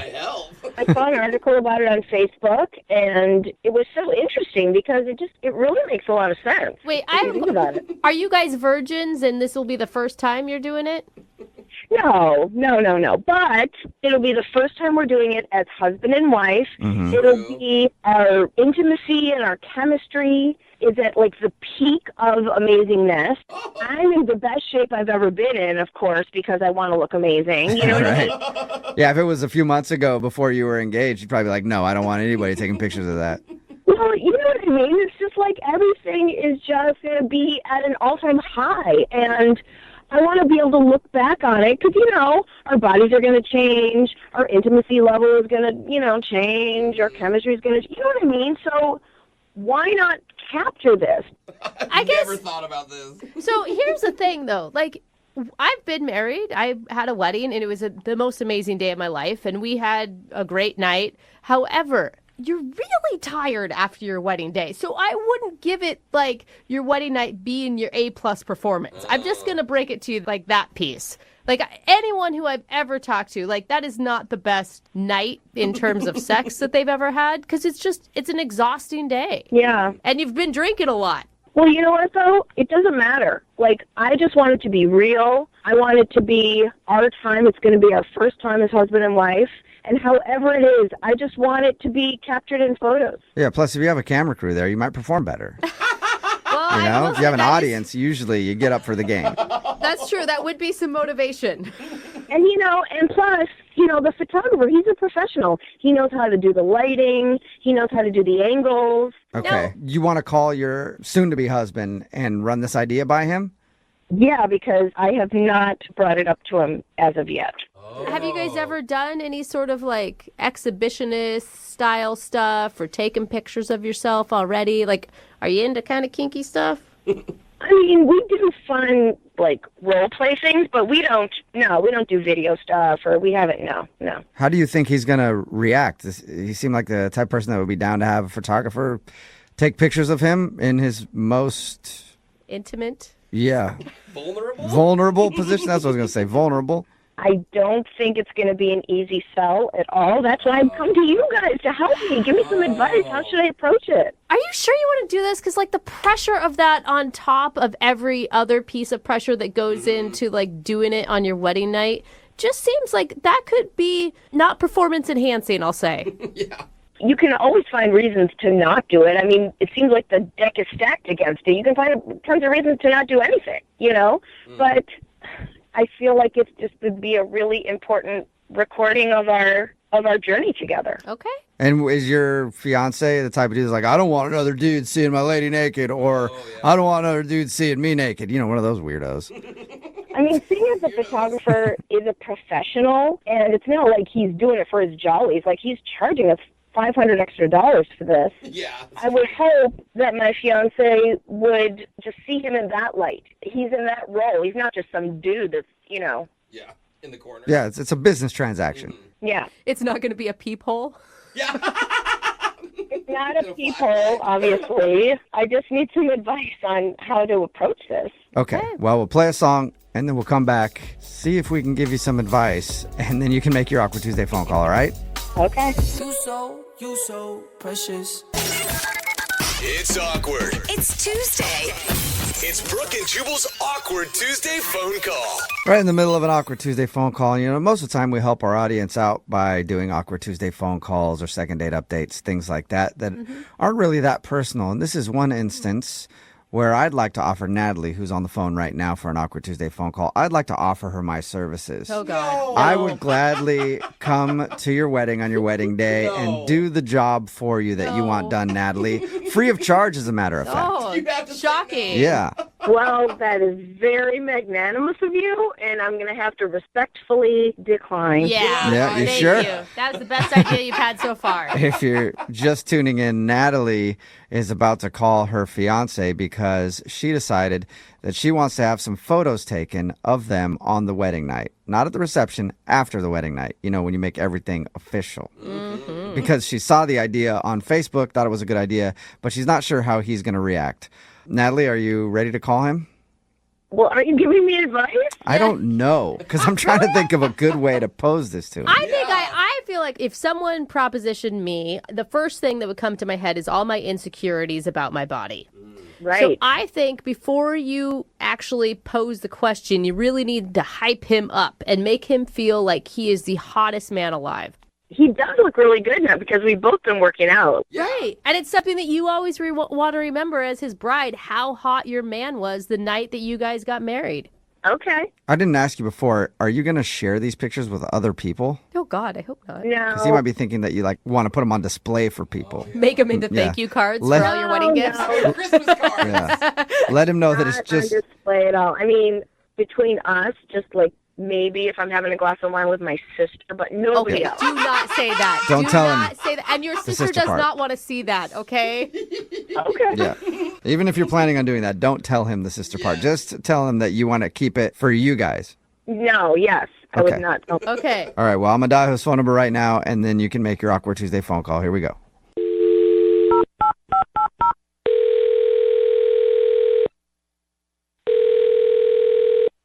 Hello? Hi, baby. Oh, hey, what's going on? This is a weird number. Oh, yeah. My phone died, so I'm using Melody's phone. Okay, all right, well, how you doing? Good. How are you? Good. It's a little pleasant surprise. Oh, I missed you. I missed you too, babe. Cool. Baby, do you have a minute? Yeah. I always have time for you. I love you so much. About the wedding. Yeah? The caterer? I already took care of it. I paid him this morning. In case Oh, yeah. that was on your, to-do list. Don't worry about that. Oh, good. No, this is a new thing. A new... We're 30 days away. What do you mean? I know. Just listen, though. Just listen. So, how would you feel if we hired the photographer for a few extra hours at the end of the night? We already hired him for all the way to midnight. You think the party's going to go longer than that? No. I'm not talking at the party. I'm talking after the party. So you want to take some more photos afterward? Yeah. Are we going to be looking, kind of, I don't know, worn down? It's a pretty long day. Baby, I don't think you're quite understanding what I mean, and I'm sorry, I'm not doing a good job of expressing it, but just think about it. Our first time being intimate together as man and wife, I feel is such a special, special thing that I really would love it to be recorded in photos. Wait, are you like saying like in the bedroom? Yeah. You can't be serious. This is not a real thing. You want a photographer in the room taking pictures of me giving you Lil Craig? Yes. You're crazy. I saw posts on Facebook about it, and more people are doing that. Oh, again with the Facebook. But seriously, No, there is absolutely no way. This is our private time. I don't need someone else in the room. But I talked to him about it already. He's open to the idea. Wait, you actually asked Alan about this already? Yeah. And he agreed? He said yes? He said yes. It's going to be very artistic, and it'll be, we'll put it all in an album just for us. No, in an album? No, this is so uncomfortable. Like, I can't imagine trying to do that with, like, a stranger in the room. I don't know, Alan. But don't think of him as a stranger. I mean, it's better that way. He's a professional. He would purely be just capturing the images. What if I get camera shy? Oh, come on. You won't. You won't. Babe, this is just, like, I don't even understand, like, what you're really asking me to do. This is just too much. I can't even process, like, what you're requesting of me right now. This is so weird. It's just really important to me. I know it sounds weird, but please consider. Oh my God! I like I said, I can't get over this whole stranger thing. I mean, maybe if it was like someone we knew. What do you mean, somebody you know? Remember my cousin Richie? He's a photographer. At least I grew up with him. Oh, Richie, who was in jail. That's what we're talking about. I mean, yeah, he's rehabilitated now. He took photography classes. You'd be amazed at the things that they offer them now. It could be a win-win for all of us. Awkward. Oh my God. A win-win to have your cousin take pictures of you. Oh my God, how this got Make much stranger. sense to me. Who are all these people? Craig, what's up, man? How are you? Who are you? Oh, this is Jubal from Brooke and Jubal in the morning. Babe, I was just talking to my fiance. Yeah, I know. We were listening to that whole conversation. What is going on? Craig, we do a segment on our show called the Awkward Tuesday Phone Call. So this isn't real? I don't need to do a photographer? No, it's real. Natalie, your fiance, definitely wants to take pictures when you guys are being intimate with each other. But she called us because we do this segment on our show where if you have some sort of a tough conversation, you can ask us advice on how to handle it as long as you make that phone call on the air with us. She picked you guys. Mm-hmm. You guys, Yeah. You jokesters laughing in the background. That's Well, great. I mean, we weren't laughing too much until you brought your cousin into the whole situation. And then, I mean, come on, as an outsider's perspective, that's a little funny. Yeah, I mean, that is a laughable idea. Craig, you'd really be more comfortable with your cousin. Well, I don't want a stranger taking pictures of me, of my butt and stuff. So you want your cousin to do it. I mean, it makes sense. Your cousin's seen you naked before. Yeah. He knows what you're working with. But he's never seen you, like, have intimate time, hopefully. Or has he? He hasn't. Okay. At least I don't think he has. I mean, he Oh doesn't my know where I live. God. So, Natalie, that wouldn't be like somewhere you can meet him in the middle? Like, you really want the photos? The cousin can take the photos? No, I want this to be with our professional photographer who's removed from the whole thing. He's just in a professional role there. I don't know anyone that has seen more of these kind of photos than Richie, so I'm sure he knows the angles. It's probably a good point. And you said Richie was locked up for a while. He's definitely seen some things. I bet He you. can do everything you're asking. You want black and white? He can Yeah. put a filter on it. I bet you'd be able to keep his cool in that situation too. You know, just stay focused, eye on the prize type thing. Plus, I mean, I bet he'd be really honored if you offered him this type of role in the wedding. Yeah, see? Come on, babe. Give Richie a chance. I don't even know what to say right now. I think it's a win-win for everybody. It's a lose-lose because he's a loser, okay? I don't want to do that with him. Natalie, can I ask you a question? Do you really want photos to remember the night of your wedding, or do you just want photos of you naked because you're looking rockin' hot right now, which is also fine? I really want it to be something that we both share together. And we're both looking rockin' hot. But I feel like he's trying to compromise with you, and you're not doing that for him. Compromise is not having Richie take photos of us. We can hire Richie for something else. We can hire, when we have our first child, we can hire him to take pictures at the birthday party. Oh, he could do the birth. Yeah. Take pictures of that. Richie's got the exclusive. Yeah. Yeah, he does. Richie's tight in that family. My point is, I just want a professional for this. We'll hire Richie some other time, okay? Does it mean that much to you? It does. It really does. You know, if you really want to do this, I'd be willing to sit down and talk to the photographer and see what his whole plan would be, if it really means that much to you. You're the best. It does. And let's do it. Oh, my gosh. Oh, man, I guess I'm going to need to do a lot more sit-ups to get ready. It's a good idea, though. You guys sit down with the photographer, have a few drinks, and who knows where the evening leads. You know? Brooke and Jubal in the morning.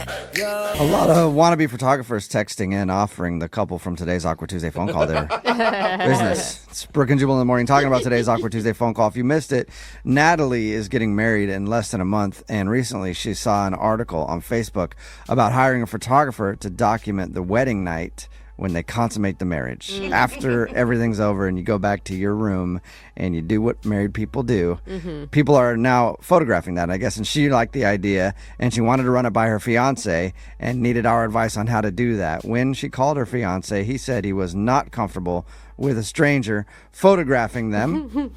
However, he said that he might be up for it if the photographer was somebody that he knew. His cousin Richie, I guess he'd be down with. Wow. And apparently Richie spent some time in prison and is trying to get back on his feet as a photographer. And he thought this would be a great idea. Yeah.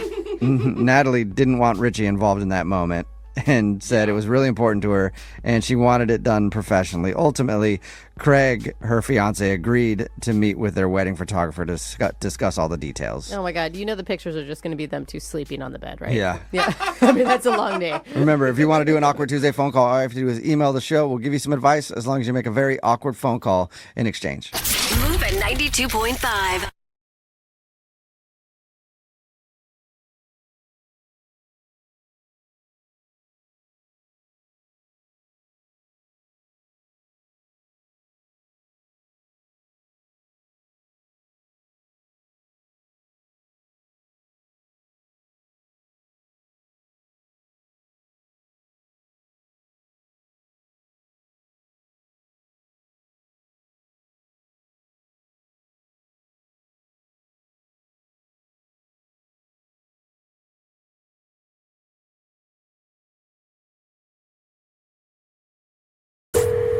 Brooke and Jubal's second date update. The guy on the phone for a second date update today in his email said that he uses Tinder all the time. He loves it. Okay. And he's had a lot of good and bad dates, but this is the first time he's emailed us because he thinks he might be ready to jump off Tinder because he found the one. But now she's not calling him back. His name is Keith. What's up, Keith? Hey, guys. How's it going? Can I take a guess that you met this woman on said Tinder? I did meet her on Tinder. Okay, cool. And what's her name? Her name is Heather. Okay, so tell us a little bit about Heather. So I met Heather on Tinder, and I had a good feeling about it. I swiped, and it was a match. And That's good because you wouldn't have been able to meet her if you didn't match. I'm sorry, guys. I'm just really nervous talking to you guys. I'm all right. a big fan of you. Just pretend like you're messaging with us on Tinder. I'm sure you have a lot more confidence there. Jewel, that's really funny. I like your jokes. Well, thank you. I appreciate it. You said you were kind of a Tinder expert. Was there something that made her different from all the other people that you see on Tinder? Well, she had a really good picture. It was funny. It wasn't just of her. It had her dog in it. It wasn't just a normal, shot that it's the best picture she's ever taken. So I thought that was good. Okay. Okay. Dogs always make Tinder better, I swear. So tell us about your date with Heather. What'd you guys do? So we decided to meet up at a bar, and I got there first, and then she got there. She said that she had trouble recognizing me, which I get a lot because I don't really use my picture. It's some guy that looks, kind of like me. What? Right. Why are you on Tinder not using your picture? What are you doing, man? Catfishing. Well, I mean, he looks just like me. So why not use yours? I tried using my picture, and I never got anything. And as soon as I used the other picture, I was getting matches all day long. Is that because he is maybe, I mean, granted, we all are working with what we got. Is this guy, though, the picture you're using, is he a lot more handsome than you? Is he like the good-looking version of you? I mean, I wouldn't say a lot. A better chin, maybe, but that's about it. Okay. How could you ever get a follow-up date if someone shows up to the date and you're not who you say you are? Well, I just tell him it was from like a different time in my college days. Oh, all right. So yeah, that was me before I got a job and gained a few pounds or whatever. All right. So is that what you told Heather? I just, I mentioned that it was from another time, and she kind of, shrugged it off, and we kept going. I thought we were having a good time. Okay, what made you think you were having such a good time? We found common interests. We like talking about celebrities and Hollywood gossip and, all the stuff that's happening. Okay. All right. So did you guys just gossip for a few hours and that was the whole date? I wish. Oh, okay. I mean, I'm not really sure what happened. It was somewhere around the middle of the date. She started feeling uncomfortable. Just the conversation wasn't flowing the way it was in the beginning. And, Okay. I'm just not sure. Did you ever recover from that or was it awkward after that? It kind of got a little more awkward. I thought get some more drinks, kind of loosen up a little bit. So I ordered a bunch of drinks for the table. Maybe too many. I got 3 and she got 3. What? Whoa. You ordered 6 3 drinks for each of you? Let's just get hammered. Yeah, I thought, we'd make it fun and try and get a little loosened up. What did And she say? Did she pound the drinks? So she actually didn't drink any of the drinks.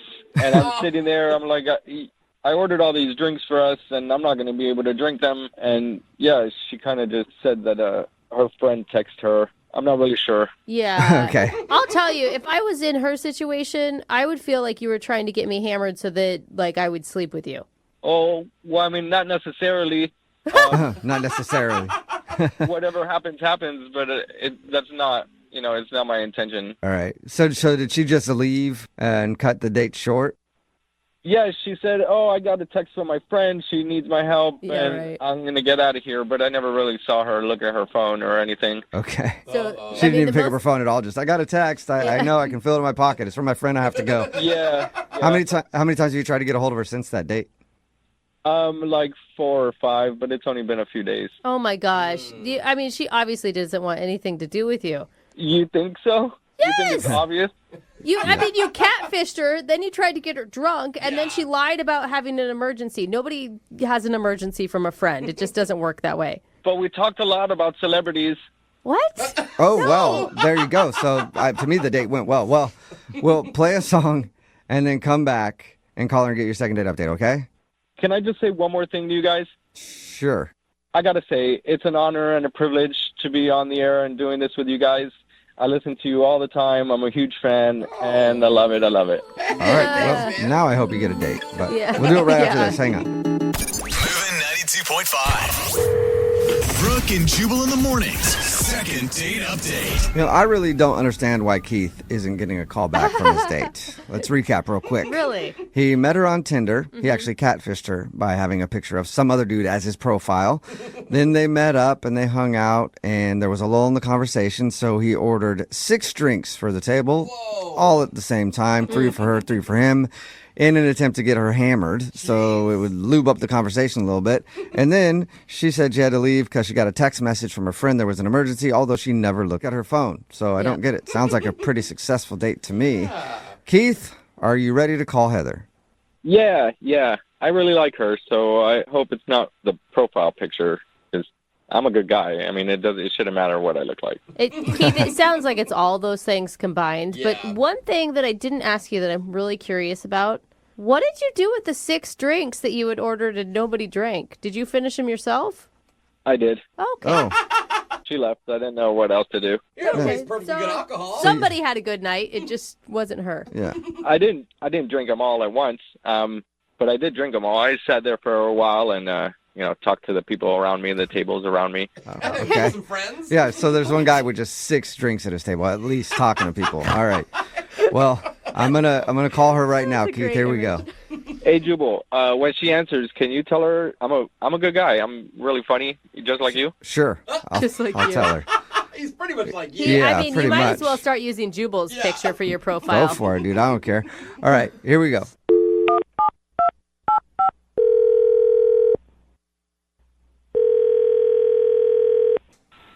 Hello, Hi, can I speak to Heather, please? this is Heather. Who's calling? Hey, Heather, how are you? This is Jubal from the radio show Brooke and Jubal in the Morning. Okay. How are you? I'm great. What is this about? Well, Did I win something? no, you didn't. Well, that sucks. We actually do a segment on our show. It's called the Second Date Update. It's where if you go out on a date with somebody and then end up blowing them off, they can email us to get you on the phone and ask what happened. So somebody emailed us about you. Okay. Who emailed about me? It's a guy you met off of Tinder. His name is Keith. Oh. We had a feeling you'd have Yeah. that reaction. So Keith told us actually a little bit about your date, and he's wondering why he's not getting a call back. He really asking that question? I mean, Yeah. was hard he to not on believe. the same date that I was on? Yeah. Yeah. He seemed to think that you guys had a great time and really connected over talking about celebrities. He's clearly delusional or has memory loss. Really? I mean, he told us about the date, and it sounded fabulous. You know? He was being sarcastic.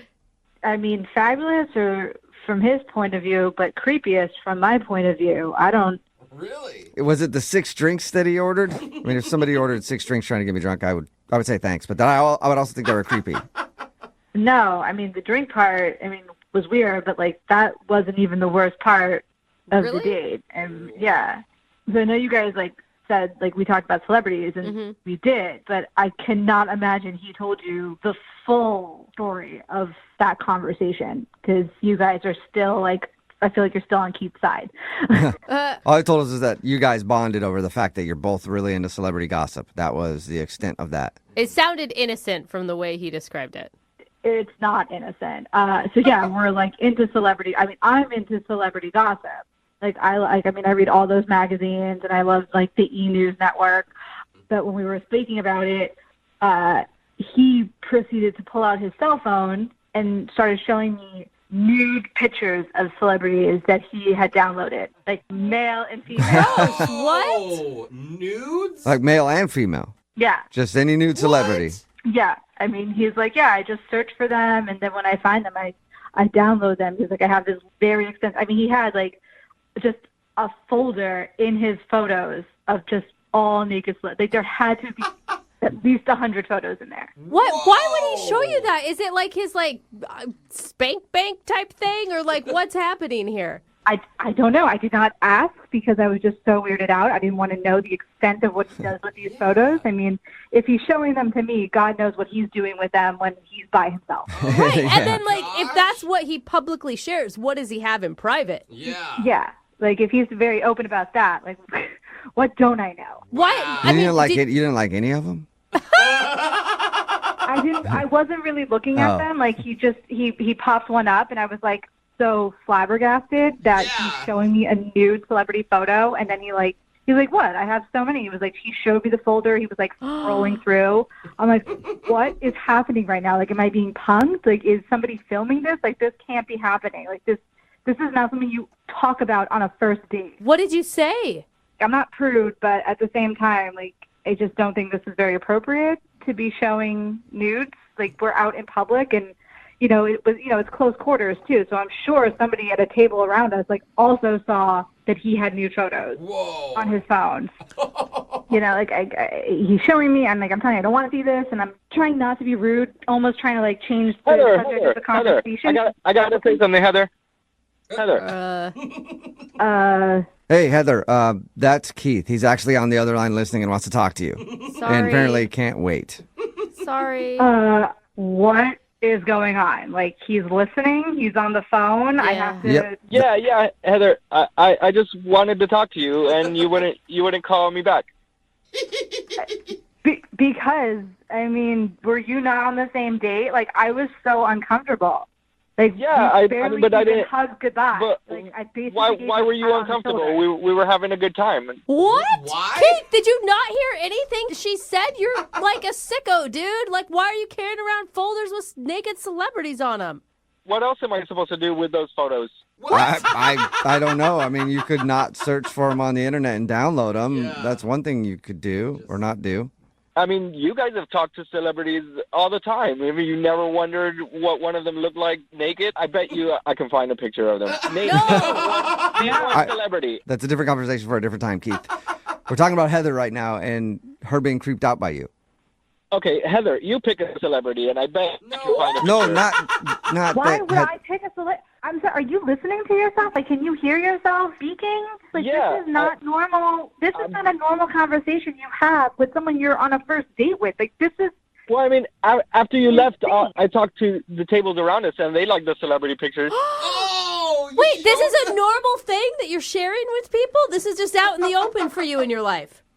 Yeah, everybody wants to see celebrities naked. Yeah, I mean, a lot of people do. Their photos always blow up whenever they're leaked online, but it's just kind of weird to be out at a bar showing random strangers that you have a bunch of naked celebs. It's such an invasion of privacy to those people who have their phones hacked. Like, that's awful. I have a couple of pictures of myself on there nude, and I don't care. Oh, my gosh.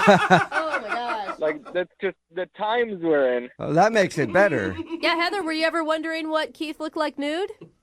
No, I don't. I was thinking about what I don't know. I saw your face when I was walking to you.